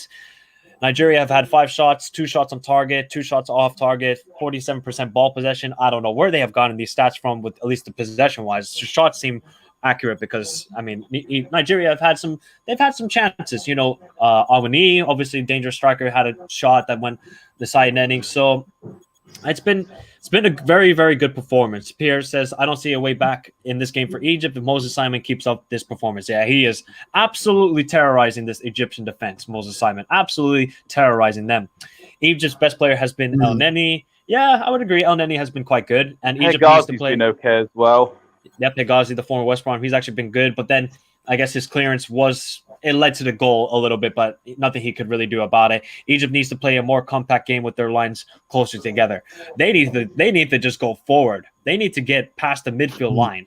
That's the problem for Egypt. They're not even getting into Nigeria's half. All their play is in their own half. So that's the thing that has got to change for this Egyptian side. And like Matt talked about, Carlos Queiroz, he's a very defensive manager. We know this. We have seen this time and time again with Iran, with Colombia, with South Africa. He is a defensive mastermind. But Matt made a good point that he also can become a little bit more offensive thinking when it's needed. So he's definitely going to need that from his side in the second half. But they need to Matt, go forward. What's that, Sebastian? Yes, they need to go forward a lot. Yes, they do. Yes, they do. Maybe get the goal. If they can get the early goal, I think they can win. Maybe 2-1. If they concede, they will lose. Exactly. Yeah, the next goal in this game. They don't have the creativity. They could use set pieces to their advantage. Yep, they can definitely use set pieces as well. They haven't had any set pieces, if I'm not mistaken. I don't think they've had a corner. Let me quickly check. So. Nope, they haven't had a corner. They haven't had a corner at all, Egypt. So, as the game soon is about to begin, Sebastian, what's your score prediction?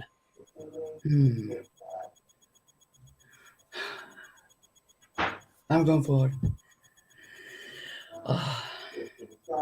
2-1 Nigeria.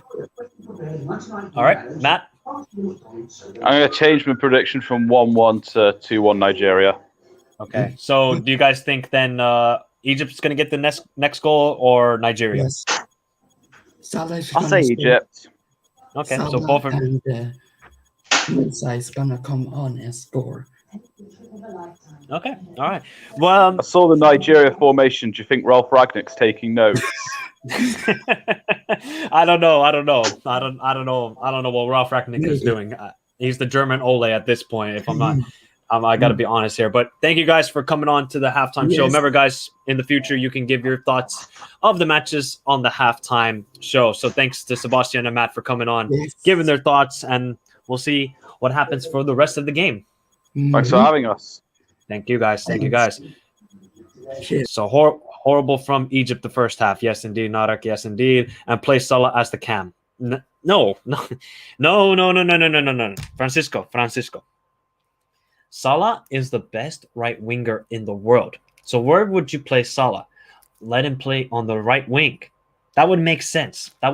He is not a cam. He's not a creative sort of guy. He wants to take players on one-on-one situations. Salah has had none of that today. So let's see. Egypt have had more possession, but all in their defensive half. Yep, they have. They haven't had any possession in Nigeria's half. So this has been very, very good from Egwafon's side. Maybe the key is just to keep Egwafon as the manager on a full-time basis instead of giving it to some Jose Placero guy. But who knows?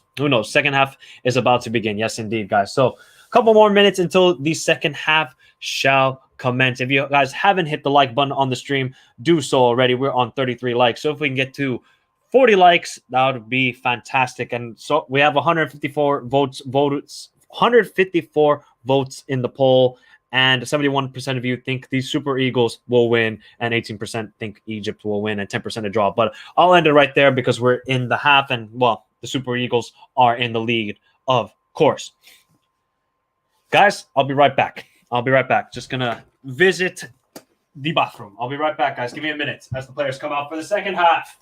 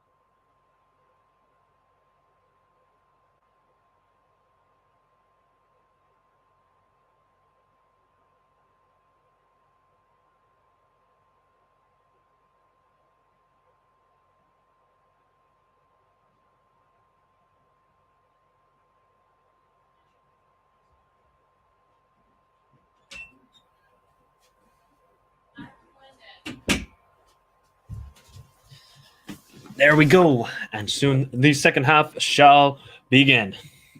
For the creativity issues, he plays at cam at Roma. Did Salah play at cam at Roma? I don't think so. I don't think he really played at the cam role, I must say. I think he was more of a right winger for AS Roma. I've seen Ola Aina play for Chelsea versus Bristol Rovers in Antonio Conte's first season in the Premier League. Aguaston looks like he has a plan for Nigeria. Yes, they actually look like they have a plan. Sorry, guys, if you hear a dog bark in the background, that would be my dog. But yes, there's actually a game plan. It's not like with Roar, where it seemed like they were just disjointed and didn't have any clue or any creativity, the Super Eagles. But now they look like a proper side. I know he's best at the right wing, but they can't get the ball to him. Yeah, I agree. They can't get the ball to him. So you got to look at the likes of Trezeguet, El Neni. They got to step up. They got to step up. But El Neni is not that sort of creative guy, shall we say. He's not really that sort of creative guy. So let's see what happens. And no, I do not smoke, so don't even bring that up. And they should bring Chidera Oyeke, big talent too. Yes, they should. But while they're in the lead, Nigeria, they don't need to change anything. They don't need to change anything whatsoever. They don't need to change. Hello, bro. Ali Reza, thank you for tuning in. How are you doing? No Long time no see. Klopp has done a deal with the Egyptian manager. Matata, you're just a hater of Liverpool, bro. You're just a hater. Forget about club football, bro. It's international football at this moment. So, yeah. Kiros, no plan.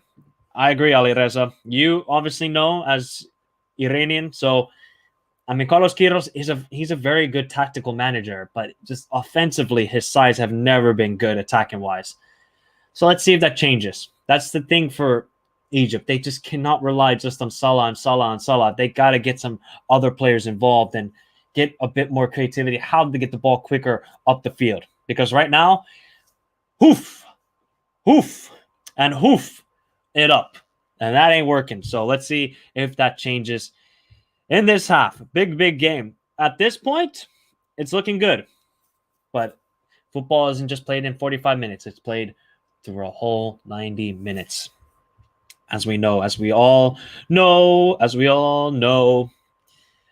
Beautiful to see. Obviously, game later tonight is Guinea-Bissau taking on Sudan, the other game in this group. There won't be a watch-along. Maybe I'll do a short little reaction video to it, so stay tuned for that on the channel. Then tomorrow there are 3 more games in the AFCON to round up the final, the first match day, and then we move on to the second match day beginning on Thursday. So big games all around in the AFCON. Ilas says Mo Salah has been poor, 14 touches only. See? just terrible. This just, I don't know. Dear Lord. Yeah. But it's only been 45 minutes. At this moment, Salah's been a ghost. He's been a ghost. But maybe it can change. It only just takes one chance. Why don't a lot of people fancy Guinea-Bissau's chances to beat Sudan? I don't know. Maybe because they didn't really watch World Cup qualifiers. I think it will end in a 0-0 between Sudan and Guinea-Bissau. Both teams were just not impressive whatsoever in World Cup qualifiers, but maybe there can be some goals. Hopefully there's some goals. We always want to see the goals indeed. And tomorrow is Barca versus Real Madrid, yes, in the Supercopa de España, yeah.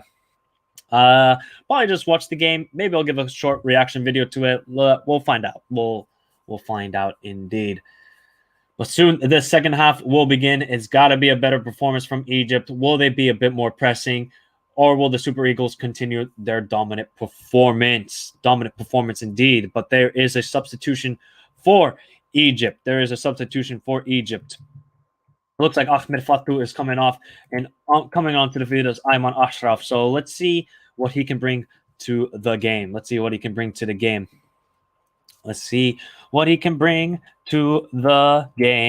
man, I'm trying to find out where Ahmed Ashraf is playing, and he plays for Al Halil, obviously the CAF Champions League winners. And we are off in the second half, and it's got to be a better performance from Egypt, or will the Super Eagles continue their dominant performance? Let's find out in the next 45 minutes. And yeah, the Barca versus the Real is in Saudi Arabia. I know. No comment. I think we all know why they are there. But forget about that. It's about this game. Let's see if Salah can get more involved. Trezeguet, Mustafa Mohamed, Omar Mahmoush. Sorry for the barking in the background, but hey, I don't live in a big house. I live in a small apartment where there's just a bedroom and a living room. That's it. So if you guys hear some blending and some dog barking, sorry for that, but it's life, guys. This is what you get on the Michael Talks Football channel. This is not the Michael Animal Planet channel. Just saying that right now. And here's Trusticon clearing it straight up to Iheanacho, who's been fantastic but well defended. Can now Egypt counterattack quickly, or is their play going to still be slow? Wow, look at the pressing Nigeria we're doing right now. Well defended. And Chukwueze, oh, what skill from Chukwueze. He's going to go in a one-on-one situation against El Neni. Almost passes to Iheanacho, who would have been freed there, but well played by Chukwueze once again. Egypt will sub again to play with a 4-3-3 formation. Is that what you're trying to say? The match is in Saudi Arabia because of yeah, Matata. You funny guy, man. You're a funny guy. That's a good one. I would make some jokes, but it's just too easy, and there's no point in really doing it, to be honest. But here is the corner from Nigeria. Can they get another goal? Here's Chukwueze with the corner. There's That was the header from, I think, Ola Aina, but doesn't quite get it on goal. Nice from Chukwueze. Yeah, it was very nice. It kind of reminded me of Sofiane Boufal yesterday. Sofiane Boufal, like in the last 5 minutes, decided to turn into prime Ronaldinho all of a sudden and just started doing all sorts of tricks. And Chukwueze, I think, took a little bit of notes. He took a little bit of notes. The next goal in this game, vital. Whoever scores the next goal is going to completely change the complexion of this whole game. So let's see who will get it. But at this rate, there's only one team in it. There's only one team in this matchup. And here comes Joe Aribo, who's had a very, very good game, being one of the good midfielders. Here is Moses Simon, who also caused so much trouble. Ola Aina going to try and take on the Egyptian defense. Still going. Ola Aina, still on. Then just a poor cross back post. Or was it Anuisi? I'm sorry. I might have gotten the names mixed up. Excuse for that. And poor pass from Chukwueze still in play. Awani! Is that in? Is that one in from Awani? Okay. Is there no goal line technology? Is there no goal line technology? It looks like Ola Aina is injured, but was that in, guys? I'm not too sure. That looked like it was in from Awani. Well defended again from the Super Eagles. Here comes Iheanacho, who's had a stellar game defensively and creativity-wise. Here's Iheanacho still. Iheanacho back to Ndidi. Will Ndidi take the shot from long out? No, he won't. No, he will not. Back out to Simon Moses, who has been the troublemaker, causing so much trouble to this Egyptian defense. He's still causing a lot of trouble, takes on the shot, and it's going wide. But is it a corner? It looks like it's a corner for the Super Eagles. But let's see. That was a good run from Ola Aina. In play. Here's Awani with his header. Oh, that was a great save, though, from Mohamed El Shanawi. That was a great save. I thought it did cross the line, but it looked like it didn't. It just quite didn't go past. Let's see here. Awani. Good save from El Shanawi. Good save. Wow, that would have went in without his hand to it. And poor corner from Simon Moses, but still with Chukwueze. Chukwueze finds Iheanacho. Iheanacho, can he put it inside the box? Iheanacho still. Iheanacho finds Joe Aribo. It's William Chusta-Congo. Is he going to take the shot on? No, he doesn't. Well defended. Here's Chukwueze. Chukwueze still. Chukwueze to Joe Aribo. Joe Aribo's going to give it to Moses Simon. Moses Simon still. Oh, Joe Aribo. Egypt are just defending, man. They are just pinned back. They are pinned back. But here's Trezeguet. Gets around. Finds, I think it is Omar Mahmoud. Finds Salah. Can Salah now finally get into this game? And no, because that is well defended from Ola Aina. Salah's just been poor, man. Just poor. Here's Trezeguet.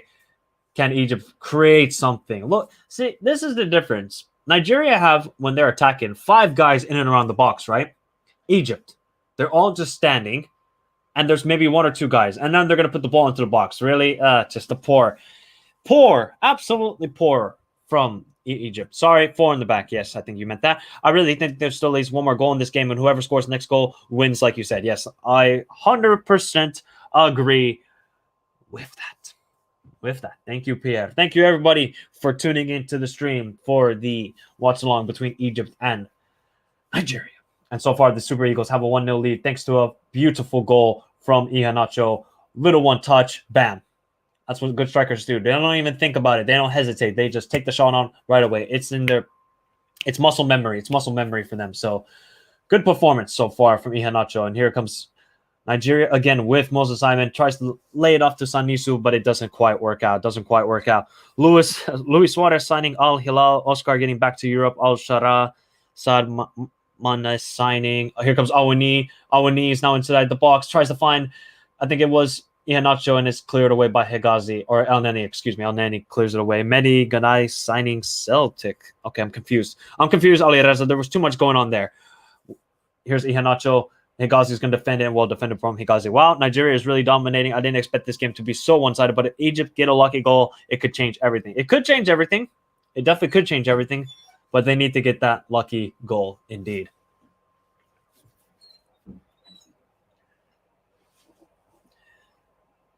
Here's the cross inside the box. Awani wins the header, but it's cleared out by Egypt. Here's now. I don't know what to say about this performance so far. Here comes Salah. And Salah is now. Oh, my God. if you would give a rating to Salah, I mean, yeah, he hasn't gotten the ball a lot, but at this rate, it's a 3 out of 10. It's a 3 out of 10. Because it's not good. It is not good. Here's Iheanacho, who has a lot of space to just turn and face. He decides to take it out wide to Moses Simon, who's been causing so much trouble. Iheanacho tries to win it, but Higazi is first to the ball, tries to find Omar Mahmoud or Mustafa Muhammad.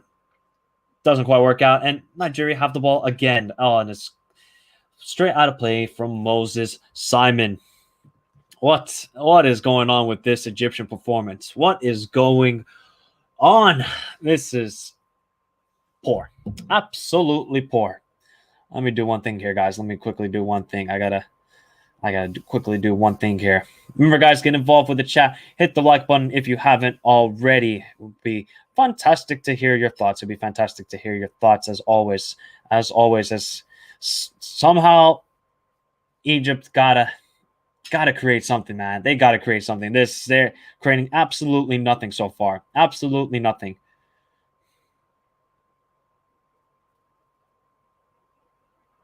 Just gotta send a message to the dog.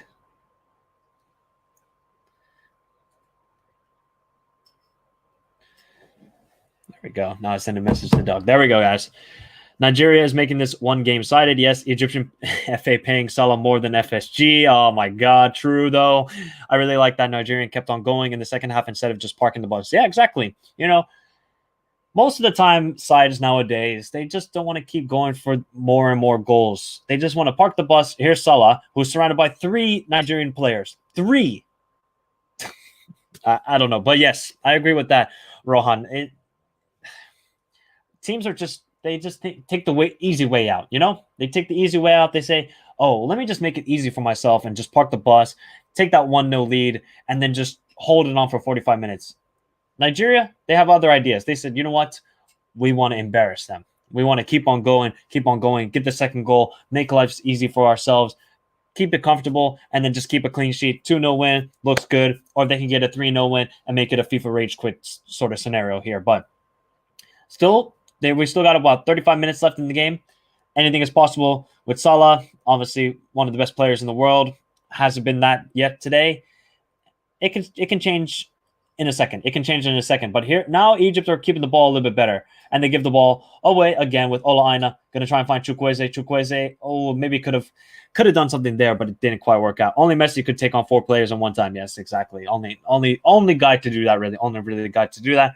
I remember Nigeria versus Iran in 2014. I think Nigeria's coach is the same guy, and it was a very boring match, and the result was a draw. I cannot remember who the coach was. I think it was Keshi, if I'm not mistaken. I think it was Keshi in that match, who was the manager of Nigeria. But yeah, they made it to the round of 16, so they made it out of the group. And Iran didn't, so that was just can't say it was boring if they got out of the group. You can't say if it was boring if they got out of the group. Remember, guys, you can follow me on my socials. You can see this text scrolling down, so you can follow me on Instagram. You can follow me on Twitter, and then obviously you can follow me on Twitch. And yeah, that's about it. Now, obviously, you can subscribe to the channel if you haven't already. But here's Troost Ekong. And, you know, if you really want to be generous, you can always super chat, but I ain't going to push it. You guys make your hard-earned money. You can spend it however you like. Because I don't do this for money. This is a hobby for me, guys. I do this out of love for the game. If I would do this for money, it would take me 6 years to pay bills. And by that time, I would probably be homeless. But here comes Iheanacho. Well, another beautiful turn from Moses Simon. Ball into the box, cleared away. Iheanacho, couldn't quite control it. But here comes El Neni. Can Egypt just counterattack quickly? Oh, my God. This is just way too slow. See, even El Neni's like, what are you guys doing? You guys got to quickly move. Give me some space to make a run or something. But well played out wide to Trezeguet. Can Trezeguet do something? Nice turn from Trezeguet. Find Salah in the middle. Salah. Here's Salah. Salah still. And wow. Would you believe it? Out of all the players, Troost Ekong defended it well. See, this is not the Troost Ekong from Watford. This is actual Chustekong of Nigeria. Well defended from Ola Aina. Wow, what defending from Ola Aina. Here he comes. Ola Aina is the 3-on-2 situation for Nigeria. Ola Aina, he's going to take on everybody. Still Ola Aina. Still Ola Aina. It's an open goal for Iheanacho, who takes a terrible touch. Oh my God. Iheanacho takes a terrible touch. Oh. Wow. That was terrible from Iheanacho. He had an open goal. All he had to do, take a good touch, bam, it's a goal. But instead, just terrible. Terrible, terrible, terrible. But here comes now Egypt. Can they create something? This is the closest they have gotten to Nigeria's half, and it's a terrible ball. You know what Egypt's performance is making me do, guys? It's like this. Just a cross position. Oh, if Iheanacho took a better touch, it would have been a goal. A certain goal. A certain goal right there. Finland versus USA 2026 World Cup. That would be pretty something. Michael, any decent players can play great under club systems, so Salah isn't that good as we think. Bro, you're just a big hater. Big up the Dugout channel. If you're a United fan, Matata, I wouldn't be talking. I would not be talking. Big up the Dugout channel. Thank you for tuning in. Alan C., thank you very much indeed. Michael, if I bet on your predictions and win, then you deserve your share through Super Chats. Well, you know, if you would have done that for Cameroon versus Burkina Faso, I got the score prediction right, you would have won some money. Nigeria is pressing every player off the ball easily as they have poor ball control and the retention. And when Salah does get on the ball, they crowd him out quickly so he can't do any of his work. Francisco, you're a scout. I can tell. You're a scout. Very well analyzed right there. That is completely what I've been trying to say all of this match. Salah is trying to do something, and there's a foul for Egypt. There's a foul for Egypt. Salah just needs to go on the right wing and create, but he's playing down the middle. He cannot do anything, and no counterattack play from Egypt. There isn't. They're way too slow. Perfect example, 3 minutes ago, El Neni receives the ball. There's a good opportunity to counterattack, whereas you see Nigeria, they got 4 players quickly counterattacking. Egypt is just static. They're like their pyramids. They're standing in one position. They're just staying in one position. They're not moving anywhere. But now it's good play. Again, just poor play from Mustafa Mohammed. Here's Joe Aribo. Goodwill finds Chukwueze. Chukwueze loses the ball. That was well defended. And it's a foul. 2026, 48 teams and many CONCACAF teams, 16 groups of 3 teams. I hate the 3 groups of 3. I absolutely hate it. I think it's poor. There's actually been some substitutions. It looks like Ramadan Sobi coming on for Trezeguet. And I think also, if I'm not mistaken, I think it was also Mustafa Mohammed who came off. I'm not too sure who came onto the field. They haven't shown the graphic yet. But Mustafa Mohammed and Trezeguet have come off, and Ramadan Sobi has come onto the field. Well defended again from Chustekong. Egypt are actually in Nigeria's half at the moment. Oh, well defended from Ola Aina. Here is now. Oh, okay. It's getting a little bit better, guys, from Egypt. It's getting a little better. They got around the box of Nigeria. They got around the box. Fantastic. But they still got 30 minutes. All is not lost. All is not lost for Egypt. They just need the 1 goal. I said it would be 1-1. It's still looking good. For Nigeria, they just need to get that second goal. They need to get the next goal, because if it gets to 2-0, it's game over, 100%. I just don't see how Egypt are going to score a goal. So they got to get that second goal, though. They got to get second. Nigeria is doing the gegenpress, which Man United fans were fooled by Ralph. Yeah, you definitely were fooled, bro. You thought you were going to get the pressing god, the Messiah, the German Messiah, the man who has led Klopp and has taught Tuchel and all of these guys. Instead, you got the German Ole. But you know what? It's only been a couple of games, and the players should also take accountability for how poor Man United have been. If Man United don't get top 4, oh my God, we are going to have a field day and laugh at them badly.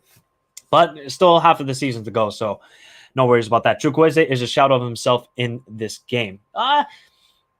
Chukwueze has actually been, I think, quite decent. He hasn't had as much joy as Moses Simon, but Chukwueze has actually been good. So there's still time for him to improve. But Joe Aribo, this guy has been fantastic, doing everything for Nigeria in this game. Here comes Iheanacho. Is Iheanacho going to take the shot? He is, and it's deflected up, and it's straight into the hands of El Shanawi. So, dear Sebastian, where are you from? And Sebastian is from Sweden, so that's where he is from. Kiros put Salah back in the striker position for some reason. I don't know. I don't know what Kyrgios is doing, man. I don't know what he's doing. That's not a handball. And Joe Rebo play continues. It's not a handball. Play finds Iheanacho. Moses Simon. Moses Simon is just causing all sorts of trouble here. Finds Ndidi. Nice pass. Here's Awani.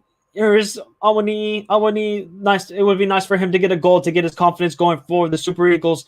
Oh, Moses Simon is just having a field day. Back post. Nobody's there for Nigeria. It was going to be Ola Aina, and it's just poor again from Egypt. Here's Ola Aina. Ola Aina. Ola Aina takes the shot, and it's always going over the bar. But you know what? This is very good performance. Very, very good performance.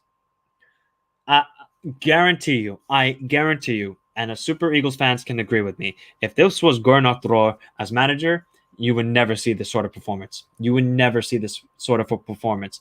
But I guess with Eguafon, it's different. It's definitely different under Eguafon, who obviously was a player during the successful times for Nigeria, obviously the late 90s. He was a part of those teams. So this might be the difference. Moses Simon with the skills, bro. He is putting on a show, man. He is putting the Egyptian defense on skates.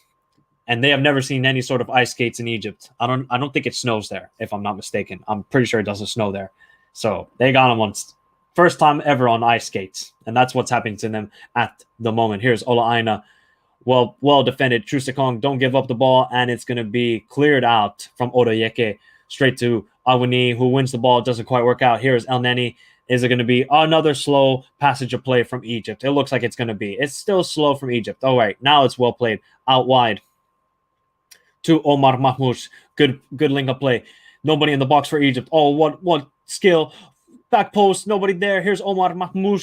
Can he control it? No, he can't. Back out to, oh my God. El Neni's going to try and get to it, and it's straight out of play. Mike, when is your birthday? October is my birthday. October 18th is my birthday. Ibrahimovic, god of confidence. Yes, indeed. Who could have predicted a draw between Algeria and Sierra Leone? The odds for a draw must have been more than 10, 100%. Let me quickly check what the odds would have been. Let's see what the odds would have been for that.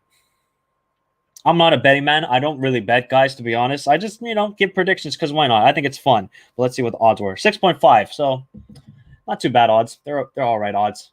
Here's Salah. Can we find Salah again? Oh, see. I'm getting pissed, man. I'm not even Egyptian. If only Victor Osimhen was there to finish these chances for Nigeria. Yeah, exactly.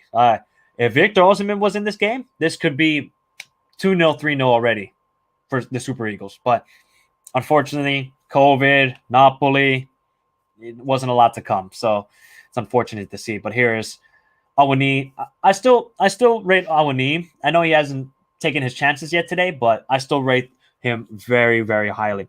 Actually snowed this winter in Alexandria about just one day. Okay. Are you watching from Egypt, Pierre? Let me know. Actually, guys, let me know where you're watching from. I haven't asked that for quite a while. I want to know, where are you watching from this game and watching this stream, of course.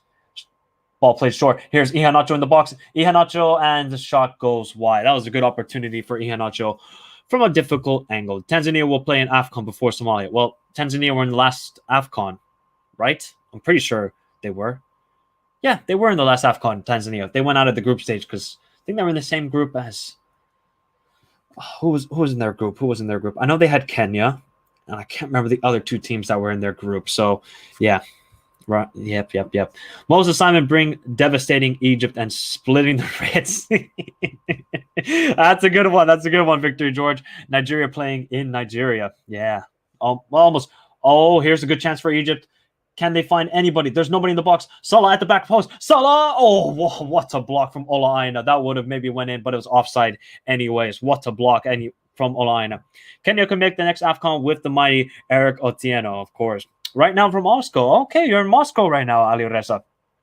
How are you liking Moscow? Moscow, guys, is one of the best cities in the world. I don't know how safe it is, but it's beautiful. It's stunning. Absolutely stunning.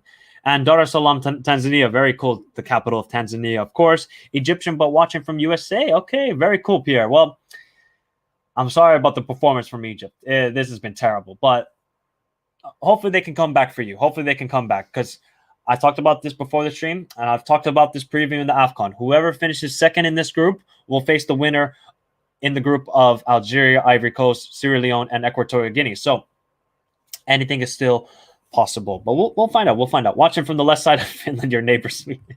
Yeah, that was a good one, Sebastian. Somalia to play in AFCON in 2095. No, you know what? I think Somalia will make the AFCON in the next 10 to 15 years. I think, because now they have the situation better with the federation. They're going to call up a lot of players who are born outside of Somalia, as Egypt are getting a little bit better chances now. Egypt are starting to create. Nigeria are a little bit pinned back now. Well played from Iheanacho.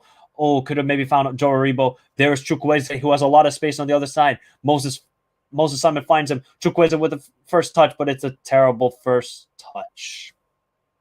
Terrible first touch. But yeah, I think Somalia will make the AFCON in the next 10, 15 years. I think so. They're starting to get their federation sorted out much more, which is nice to see. Elias Abdi watching from London. Beautiful to see. Beautiful, beautiful London as always. And watching from the capital of Denmark, of course, Copenhagen or Copenhagen. So nice to see you guys. I hope you're all doing fantastic today. I hope Nigeria scores another goal. Yep, they deserve another goal. They have been really, really good. And maybe we'll come here with Ndidi. Ndidi wins the ball in the midfield. Moses Simon out wide. Can Moses Simon be still devastating? Plays a 1-2. Doesn't quite work out. Still works out for Nigeria. Here is Ndidi. Can they switch play? Joe Aribo. Terrible pass. Terrible pass. See, now Egypt won a counterattack, but Ola Aina, who still slips, wins the ball. Here's Ola Aina. Ola Aina deserves a goal because he's been fantastic. Almost got the goal there. Almost got the goal there. Chukwueze should do better today. Not a lot of runs in behind or cuts inside. Yeah, I agree. Compared to Moses Simon, the guy, I mean, Chukwueze, we know he's a talent. We know he's a talent. Hasn't been the best performance from him, but I think during this AFCON, it gets better and better and better. So, good performance, though, from the Super Eagles. When will Chile and Sweden play in the same World Cup again? Maybe 2026, but I want both in 2022. Well, we'll find out. We'll find out. Terrible corner from Nigeria. Moses Simon said, go to the gym. He said, go to the gym, almost. He said, bro, get some muscles, kind of like me. But unfortunately, the gyms are closed here in Finland. They're unfortunately closed. Here's Hegazi.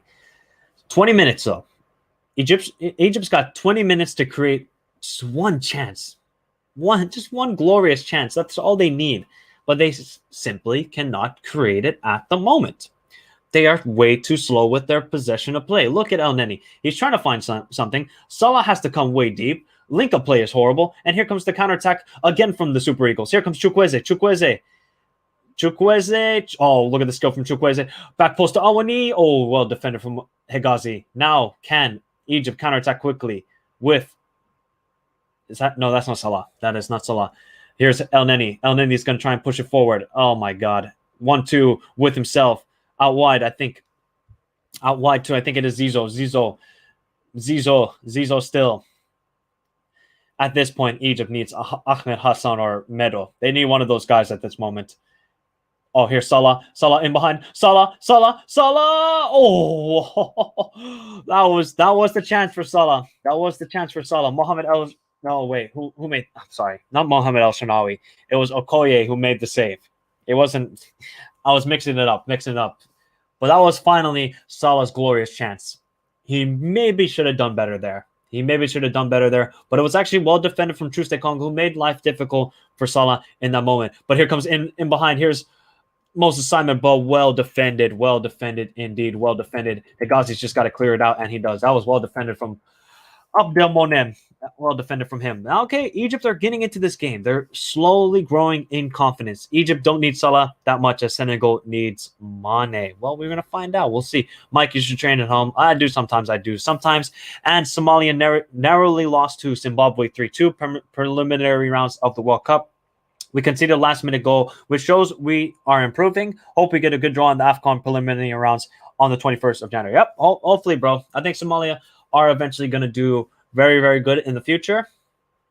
I think they're going to use sort of the same tactics that other countries have in Africa. As Awani comes off and comes onto the field, Umar Sadiq. I think Somalia will use the same sort of tactics where they use the diaspora guys who are obviously born outside of Somalia. That's how they're going to prove themselves. And Coming onto the field, Chukwueze is off, and Ayuke, who is a very exciting talent, is on for the Super Eagles. Almost forgot how to speak English there. Mike, when will you introduce your in the future? Maybe when Portugal plays. She's still Fernando Santos out. She is still Fernando Santos out. She doesn't like club football. She only loves her Portugal. So she was stressed out when they played Serbia, and then when they scored, she said, "I'm done." I said, "Good, you should be done with that with the Portugal national team at this point because they are terrible, absolutely terrible." But maybe sometime in the future. She said she would come on and talk about Portugal, but I ain't gonna push her if she don't want to come on. That's her decision, not mine.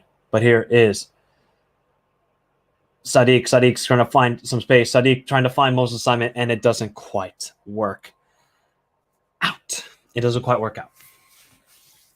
Doesn't quite work out at all. So we got about 18 minutes left, guys. 18 minutes left in this mammoth game in Group D action of the AFCON.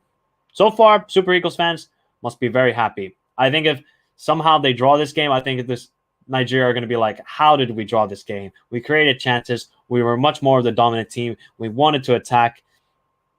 If they draw this game, that's an if, and well defended by Higazi right there. You will stream the first AFCON first round draw. Do you mean the preliminary rounds? I'll see.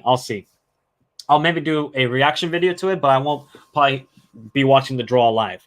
The World Cup playoffs draw, I'll be watching that live. Don't worry about that. There will be a live stream for that where I get my reaction. Hopefully, it's not on the same time as any game. As Sadiq wins the ball and Iheanacho almost gets on the end of it, but Higazi clears it out.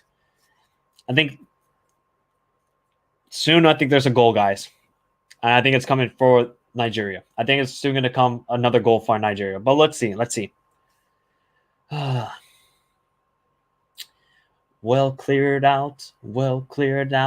Here is Moses Simon with the corner. Let's see what happens for Nigeria. Oh my God, that was just a melee in the box. There was an absolute melee. My singing almost brought a goal. There's an injured Nigerian in the box. Who's the injured player? Who was the injured player? Looks like he took a little bit of a nasty knock right there. Yeah, medical team got to come out. Omerewo looks like he's injured there. Kenneth, of course. He landed. What happened there? He got kicked on the back of the leg. But it looks like we have a little bit of stoppage in play, so I can drink some water. Drink some water indeed.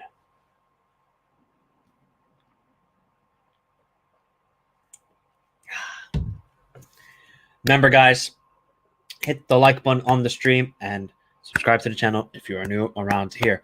When is the World Cup playoff draw in Africa? It is January 22nd, I think it is. I'm pretty sure it is. But you guys can double check me. I'm pretty sure it is the 22nd of January. I want to bet on a draw as Nigeria will mess up. Well, you can do what you want, Matata. It's your money, bro. That's why I don't bet anymore. I used to, but then, I was like, I'm losing too much money. I'm going to stop. So I stopped. I like to give the score predictions. I think it's fun. I don't do it for any betting or anything like that. I wouldn't do any sort of sponsorship with any betting site because I think it's horrible that we keep promoting this and, clubs keep having these betting sites as shirt sponsors, but obviously they get good money from them. I don't like it whatsoever. So is it the 21st of January, Ilias? Is that when it is? I thought it was the 22nd. I'm pretty sure it was the 22nd is the World Cup draw. But maybe I read it wrong. Maybe it is the 21st. But should be interesting, man. If we get Egypt versus Algeria, oh my God, that would be something. And if we get Nigeria versus Ghana or something like that, ball in behind for Ayuke. Ayuke is in the box. Ayuke, Moses Simon is open in the back post. And even Moses Simon was thinking, bro, I'm free. Where is the ball? It didn't quite happen. But here comes Egypt counterattack quickly. But there is literally no one making a run. Salah is jogging. Here is Mustafa Mohammed. Who has been pretty quiet today, finds Salah and Ola Aina clears it away. You got to give it to Ola Aina and Troost Kong. They have been fantastic. They have been fantastic. Sadiq, well defended by Egypt. Then El Shanawi has the ball. 13 minutes of the 90 still left. Egypt got to create something. They got to create something. This has been poor. Absolutely poor. Oh, man.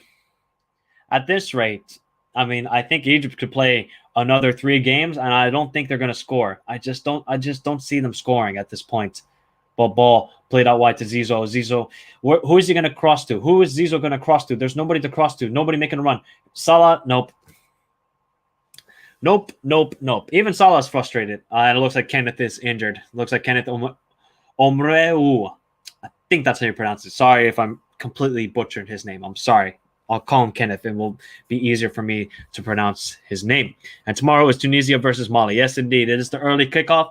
Unfortunately, I can't do a watch along because I'm at work. So otherwise, I would have done maybe a watch along for Tunisia and Mali because I think that's going to be a very, very good game. And I'm leaning towards Mali winning that game. I think I said 3-1 or 2-1 Mali. So that's my prediction for that game. I think Mali, very good side. Tunisia are going to make life difficult. They're very good defensively, but I've been very impressed from this Mali side, and they have a lot of ballers. They can control the midfield, so expect that. But it looks like Kenneth Omeru is injured, so not good. Not good at all. Oh, wait, really? Oh, thank you, Pierre. It was Omar Mahmoud. Thank you. Thank you, Pierre. I messed up there. Thank you for correcting me. I hate messing up. And Semi Ajayi, obviously of West Brom, is coming onto the field for Kenneth. And Ajayi and Wakali they're both coming on. Queiroz is playing without a clear number 9 striker right now. Yeah, you can tell. They're kind of switching positions. It seems like all of the players in the attacking phase. It's not good.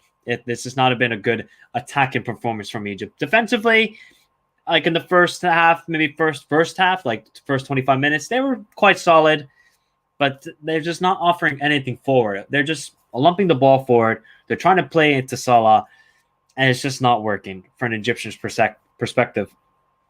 Whereas I feel like in the first couple of games under Carlos Queiroz, when they played against Angola, when they played against Libya, when they played against Gabon, they actually looked quite dangerous going forward, but now offering nothing. But now Kelechi, Iheanacho is coming off the field, and Kelechi and Wakali is coming on. Good performance from Iheanacho today. Obviously got the goal. I thought he's been fantastic with this link-up play, holding up the ball. Iheanacho so far is man of the match. Otherwise, I would probably give it to Ola Aina or Ndidi. Probably the 2 midfielders. Joe Aribo and Ndidi have been really, really good. Trusik Kong, who I really criticized before this tournament and before this game, he has been impressive. So good, stellar performance. It looks like Nigeria are going to go a bit more defensive. That's gonna Zizo's like, that's a penalty. That was a bit of a okay. I don't know what Moses Simon is doing right there. Imagine if that's given a penalty. Imagine if that's given a penalty. I would actually laugh.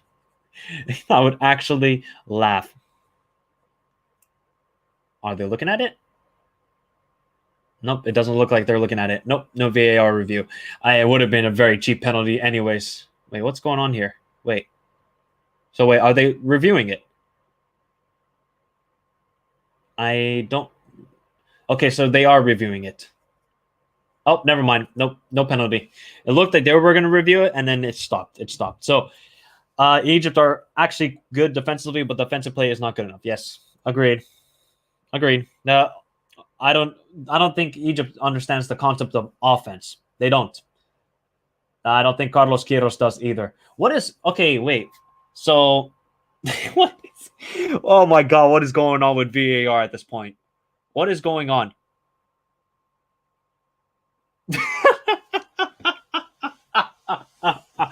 Oh, you gotta be kidding me. So, now we get to play, right? Oh dear Lord, I don't know what the hell is going on here. VAR is something else today. And this referee, as Oyuke, steals the ball. But Oyuke couldn't find Sadiq. Good header. Ola Aina just clears it out. Ola Aina just cleared out, and he does good defensive work. Guys, can you someone explain to me what the hell just happened with the ref and VAR? First he said play, then it said stop, then he said play, then he said stop, and then he said play. And indeed he has a cramp. Ooh, that's not good news. That's not good news. Sudan, Guinea-Bissau is about to start in an hour. Who's gonna win? I'm going with a 0-0 draw. There just has not been a lot of goals today. There has not been a lot of goals. I reckon second round is where this tournament takes a turn into a lot of goals. I think the second match day, definitely. That's when this game is going to change. And nah, this ref is jokes. This ref is jokes, actually. He literally told Ndidi, you go on the stretcher. Nah, this is too funny. This ref is too funny today. He doesn't know how to use VAR. He doesn't know. He can instruct. I don't think that's a penalty, to be honest. I don't think that is. So far, what team has surprised you? I thought Comoros were actually quite decent yesterday. Nigeria, I'm very impressed with them so far. Like looking at them at the World Cup qualifiers, they looked like a lost side, but now they actually look quite decent. They actually look like the most threatening side as Ola Aina clears it out. Here is the set piece for Egypt. This is what I think where they can get the goal. This is where they can get the goal. They can get the corner. But I think Nigeria have actually been the most surprising team. Sebastian is going Guinea-Bissau 1-0. Even Egypt's defense has been subpar this game. Yeah, it's been okay. I think it's been okay. But here is the corner. Zizo is going to take the corner. Can we get a goal for Egypt? Free header almost. Higazi in the back post. Higazi loves it up, and it's always going out. It's just VAR in AFC. I think you meant CAF, right? I think you meant CAF. African referees and VAR, I don't know which one is worse. I don't know, man. This is the first time VAR is ever being used at the AFCON, and you can tell. You can tell. They don't know what VAR is. They don't know. I don't think they know how to use this. Actually, they do, because they did use that for the Cameroon game, but I don't think they know how to use this. They don't know what this is. They still don't know what it is. This ref, did he drink with the Gabon team? Refs from Gambia, okay. And Sierra Leone has been the most surprising team. Yeah, I would agree with that. Sierra Leone has actually been very, very surprising. But if I'm talking about like playing wise, I would say Comoros and Nigeria have been the most surprising team playing wise. I think they both shown some quality. Even though Comoros lost, I thought they were very valiant in their effort, and they actually played some decent football. Good night, Ali Reza. Hopefully you have a fantastic time in Moscow and stay safe out there. Don't catch the COVID. Stay safe, buddy. Stay safe out there. But here is Egypt's got 5 minutes of the 90 to get a goal. I don't know if they're going to get this goal, guys. It just another 1-0 game is happening in the AFCON. It's looking like this at the moment. Here comes Moses Simon. Can he get the goal that his performance deserves? Here's Zadik. Zadik's trying to get around Zadik, and it's Hegazi who wins it off of him. Yeah, there was a ref from Guatemala. Yeah, I did see that. He actually had a pretty decent game, the CONCACAF ref, which I'm surprised about. I wonder how much CAF paid that Guatemala ref to come. I wonder how much they paid him. Because they got to pay for his flights from Guatemala to Cameroon. That ain't cheap. How much do you guys think they paid him? That would be very interesting to find out. But 5 more minutes left of the 90. Then we probably have about, I would say, 3 or 4 minutes of added time. At this rate, I don't think Egypt are going to score, but you never know with Salah on the field. But Salah has been non-existent. Well played by Ayuke, who's still going, and well played. And the ball's back with Egypt with the Hegazi. Oh, man. Poor pass out wide to Omar Marmoush. I mean, if you're an Egyptian fan, I don't know where the goal is going to come from. I don't know. It's going to have to probably come from a set piece. That's the only way it's going to come from, is a set piece. But even with that, who knows if it even comes? Remember, guys, subscribe to the channel. Remember to follow me on all my socials as you see scrolling down on the screen right now. Instagram, Michael Talks Football, and Twitter is Talks-Michael. So you guys can follow me there. You can follow me there. You can keep up to date. I try and, post on all football news. I don't really post on Instagram too much, to be honest. I don't really post there. Mostly on Twitter. I would say. For the final, the referee will come from India. Well, we'll find out about that. Do you think Sierra Leone can get first or second? I still don't think so. I still think Sierra Leone will come third in the group. That was my prediction before the tournament, and I will stick with it. I just think Algeria had a lot of good chances in the second half, guys. Don't kid yourself. Brahimi had at least 2 chances, and Mahrez had a great chance, but it was saved by Kamara. So I still think Sierra Leone, they're going to finish third. I think they're going to finish third. So let's see. And it is Salah who has been non-existent. He's actually been pocketed by Troost-Ekong. What is going on here? What is going on here? How is Salah being pocketed by Troost-Ekong? Please somebody tell me. How? Salah made Troost-Ekong and Watford look stupid when Liverpool played against Watford. It begs to differ for me. That was actually a pretty good tackle. I don't know why that was a foul, but why do you not have TikTok, Mike? Bro, I'm not... man, I don't understand TikTok, to be honest. I really do not get it. I really don't understand TikTok, but I'm only 25, but I still don't get TikTok, to be honest. Michael, would you be happy if invited at Terry Flawless channel as a guest? Yeah, I would go on the Football Terrace. Why not? I would go on the Football Terrace, but I'm not really into that kind of like... Well, I do like the debate show, but sometimes it gets a bit like over the top. But Terry seems like a very nice guy, and I think it's a very good show where they get a lot of the fans involved. And I think that's how these Sky Sports and BT should do it. They should get more of these fan channels involved and fans of the clubs. But I think Sky Sports are doing that a lot now. But here's the cross inside the box, and it's a corner for Egypt. Here we go. Can they get the goal? But yeah, I would go on the Football Terrace. Why not? If they did like talk about other leagues, I would definitely join. But because they only really talk about the big 6. That's the problem. They only talk about the big 6. Why do you not have TikTok, Mike? I just don't like it. Actually, if Zadou Zanuisi and Ola Aina keep playing, keep Salah quiet. Yep, they actually have. They really have. Ola Aina, Iwobi's coming on. Ola Aina and Troost-Ekong, they have pocketed Salah. I'm trying to see. Let's see. Is Salah in my pocket? Nope, not quite. He's not in my pocket either, so I don't know where Salah is. And who do you think is going to win tomorrow, Inter or Juve, Balkan War? I think Inter will win. Here's the corner for Egypt, cleared away by Nigeria. Still a minute left of the 90. And here is Salah, who finally has the ball. He finally has it. I think the ball's going to be put it back into the box. Back post, Hegazi. Here's Egypt inside the box. Still. Is that going to be a foul? And it's Zizou, who did well to beat his man, and then I don't know what he was trying to do, if he was trying to shoot it or cut it back, but it was not the greatest decision. But I think it's going to be Inter. Inter have been fantastic form. They are destroying the Serie A at the moment. They don't have a significant lead in the league.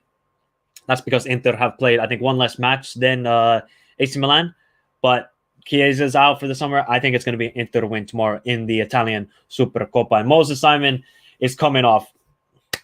Guy has been fantastic today. Fantastic performance from Moses Simon. And he will be... at least he's on the bench. At least he doesn't start anymore for the Super Eagles. What do you think of from El Neni so far? Yeah, he's been okay.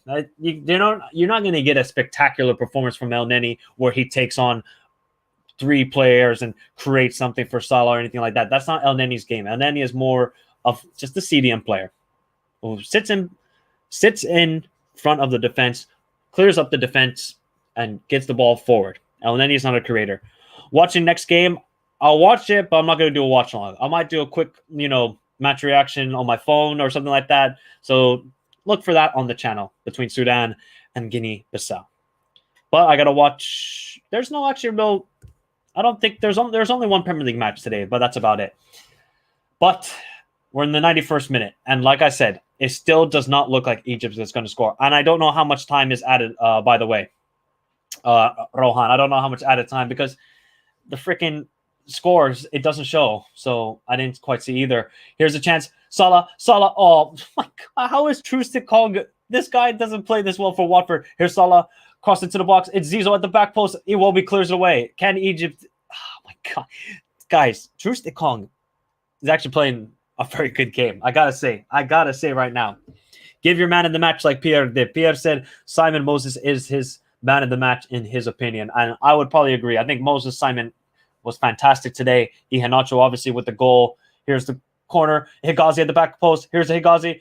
And Higazi just clears it straight to Nigeria. Ewuke. Ewuke is going to find Sadiq. Here is Ewuke. Ewuke still. Ewuke. Ewuke still, Ewuke, and it's saved by El Shanawi. Oh, what a run by Ewuke. Could have maybe done better, but he has not. Michael, is this this Egypt manager was once Sir Alex Ferguson's assistant in your teen days? Well, I still wasn't a teen then. I think I was still in middle school, but yes, he was the assistant manager for Sir Alex Ferguson, of course. Troost-Ekong is on fire. Yes, he is. He's actually playing like his vlogs. High quality. Troost-Ekong. 4 minutes of added time. So how much time we got? About a minute and a half left. I don't think. Still, Egypt are not going to score. Troost-Ekong plays really good for Nigeria. Yes, he has. Moses Simon is man of the match, and 4 minutes are added. Honestly, I would probably say Moses Simon, number 1, man of the match. Number 2, man of the match is Kelly Iheanacho. I thought Joe Ribo has been fantastic. Then you got to give it to Ola Aina, who's really gone forward quite well, defensively solid. Then you got to also big up to Troost-Ekong, who has been really good, and a foul on Sadiq. I don't think Sadiq really did anything there, but there's 53 seconds left for the Super Eagles to get a valuable win. Even though it's 1-0, it's still a big win. It doesn't matter how you get the win and how many 1-0s we have in this AFCON. It's just going to be like this sometimes. It's just going to be like this. But here's Ola Aina. Just keep it in the corner if you're Ola Aina. Just keep it in the corner, Ola Aina, because you've only got 30 seconds left for the Super Eagles to pick up a big win. 28 seconds left. Nigeria going to pick up a great victory. I still think I thought it was going to be 1-1. I thought Egypt who looked quite decent in World Cup qualifiers would create something, but it looks like Carlos Queiroz' sides, they just look lackluster in the attacking phase where they don't want to create anything. Well defended again from Nigeria, and it's 3 seconds. I think it's game time, and it is. The Super Eagles pick up a big win. 1-0. What's a victory for them? They fully deserved it. I don't think anybody can disagree with that. If somebody disagree with me, because Nigeria were fantastic on the day. Fantastic. Great performance. Kelly Iheanacho with the only goal of the game. Salah, the man on the screen right now, I'm disappointed. But can I fully blame him? I'll give him 60% of the blame because he was non-existent, and 40% of the blame on the players around him and Carlos Queiroz, the manager. Because what can Salah really do? He didn't get anywhere in around the box. He a little bit in the second half. Otherwise, non-existent in the first half. Second half, okay, yes, he was a bit more involved in the play, but it's got to be better from Egypt in the attacking phase. So, yeah. Great performance from the Super Eagles. And Ndidi was great too. Yes, 100%. Thursday, Cameroon versus Ethiopia. That's good. I'm done with predicting a lot of goals during these matches. Yeah, guys, just predict 1-0s for the rest of the tournament. Just predict 1-0s. That's it. Salah was absent today. 100%, Elias. Salah. Not good. Not good whatsoever. So it's got to improve. Rohan, thank you for tuning in. See you soon. Yes, see you soon as well. But I'll give you guys a quick match reaction, and I got to eat because it's already 8 o'clock, and I haven't eaten since 12 o'clock. Nigeria, perfect, brilliant performance. I haven't seen this sort of performance at all during the World Cup qualifiers. Augustine Eguafon got his tactics right, got his lineup choice right. Iheanacho playing a little bit deeper to receive the ball. Awuni making those runs in behind. Then you got Chukwueze, and Moses Simon probably played his best match for Nigeria. He was fantastic on the day, was Moses Simon. Troost-Ekong, Ola Aina, Kenneth, Anuisi, they were fantastic in the defense. They didn't allow Salah or any of the forwards for Egypt to create absolutely nothing. So, obviously, you got to say big up to Joe Ribo and Ndidi in the midfield, who were dominant as the duo in the midfield. Dominant. So, Really good performance from Nigeria. This has probably been the best performance, I think, from any side in the AFCON. This looked like a winning side. One game only. But hey, it's against a quality side in Egypt, and they made Egypt look like lesser opposition. I'm sorry. They did make Egypt look like lesser opposition. Now let's get to Egypt. Oof. You know, I know Carlos Queiroz is a very good manager, and I don't want to overreact because it's one game, but this is a game where you have to win. Yes, you can beat Sudan. Yes, you can beat Guinea-Bissau, but you have to win this group. And now winning this group is, I think, pretty much over, barring, Sudan creating an upset or Guinea-Bissau creating an upset over Nigeria. Now you're going to face a tough opponent in the round of 16. Salah, non-existent. I'm a Liverpool fan. The guy was absent today. He was absent. I don't know where he was. I think he was in the pockets of Trustekong and Kenneth Omreu. He was in their pockets because he did nothing. He did nothing. But the tactics were terrible. Sit back, long ball FC were Egypt today. They were long ball FC in the first half. Second half, okay, got a little bit better. But it was just too slow. Counterattacks were too slow. Building up the play was too slow. Everything was just way too slow from Egypt. So it's got to be much better. It has to be. They can't just rely on Salah. El Neni was okay. Trezeguet could have played much better. Mustafa Mohammed could have played much better. Omar Mahmoush could have played much better. I thought the defense was pretty okay. They didn't allow too many clear-cut chances. I thought Nigeria just created their own chances. It wasn't a defensive mistake or anything like that. So Egypt's got to improve massively, like a lot of teams in this AFCON. Nigeria, if they keep on playing like this and keep on growing and growing as a team, who knows? The Super Eagles might win another AFCON. But that is a quick match reaction for you guys. So remember, if you're new around here, subscribe to the channel and like the stream if you haven't already. If you guys haven't already. I said to you, he's home. Okay. Great stream today, Michael. Yes, thank you very much. Egypt put themselves in a tough position running for the tournament. Seemed unprepared. Lots of unused talent and motivation lacking. Yes, very much so. Very much so. The motivation was lacking. Guys, I've been talking for 2.5 hours, so it's going to happen. Very good with these streams. Thank you very much, Sebastian. And while not many goals this African Cup in 8 matches, 9 goals. Yeah, it's pretty much said. Let's hope match day 2 going to be a lot more goals. I think so too. I think as the tournament keeps on growing and growing, and it's a little bit of just the feeling out phase. More training sessions with each other. You see what the other teams are doing. So it will slowly grow, and I think we'll get a lot of goals. Doug, thank you for tuning in. Well done, Michael. Well done to yourself as well, Doug. But it was a very entertaining game. But now it is time for me to eat. Thank you guys, everybody, for tuning in. We have hit 40 likes. Fantastic. Remember, if you haven't hit the like button, do so already. But we hit 40 likes, which is awesome to see. Subscribe to the channel if you're new around here. Have a beautiful day, guys. Stay safe in this fucking crazy world. And adios.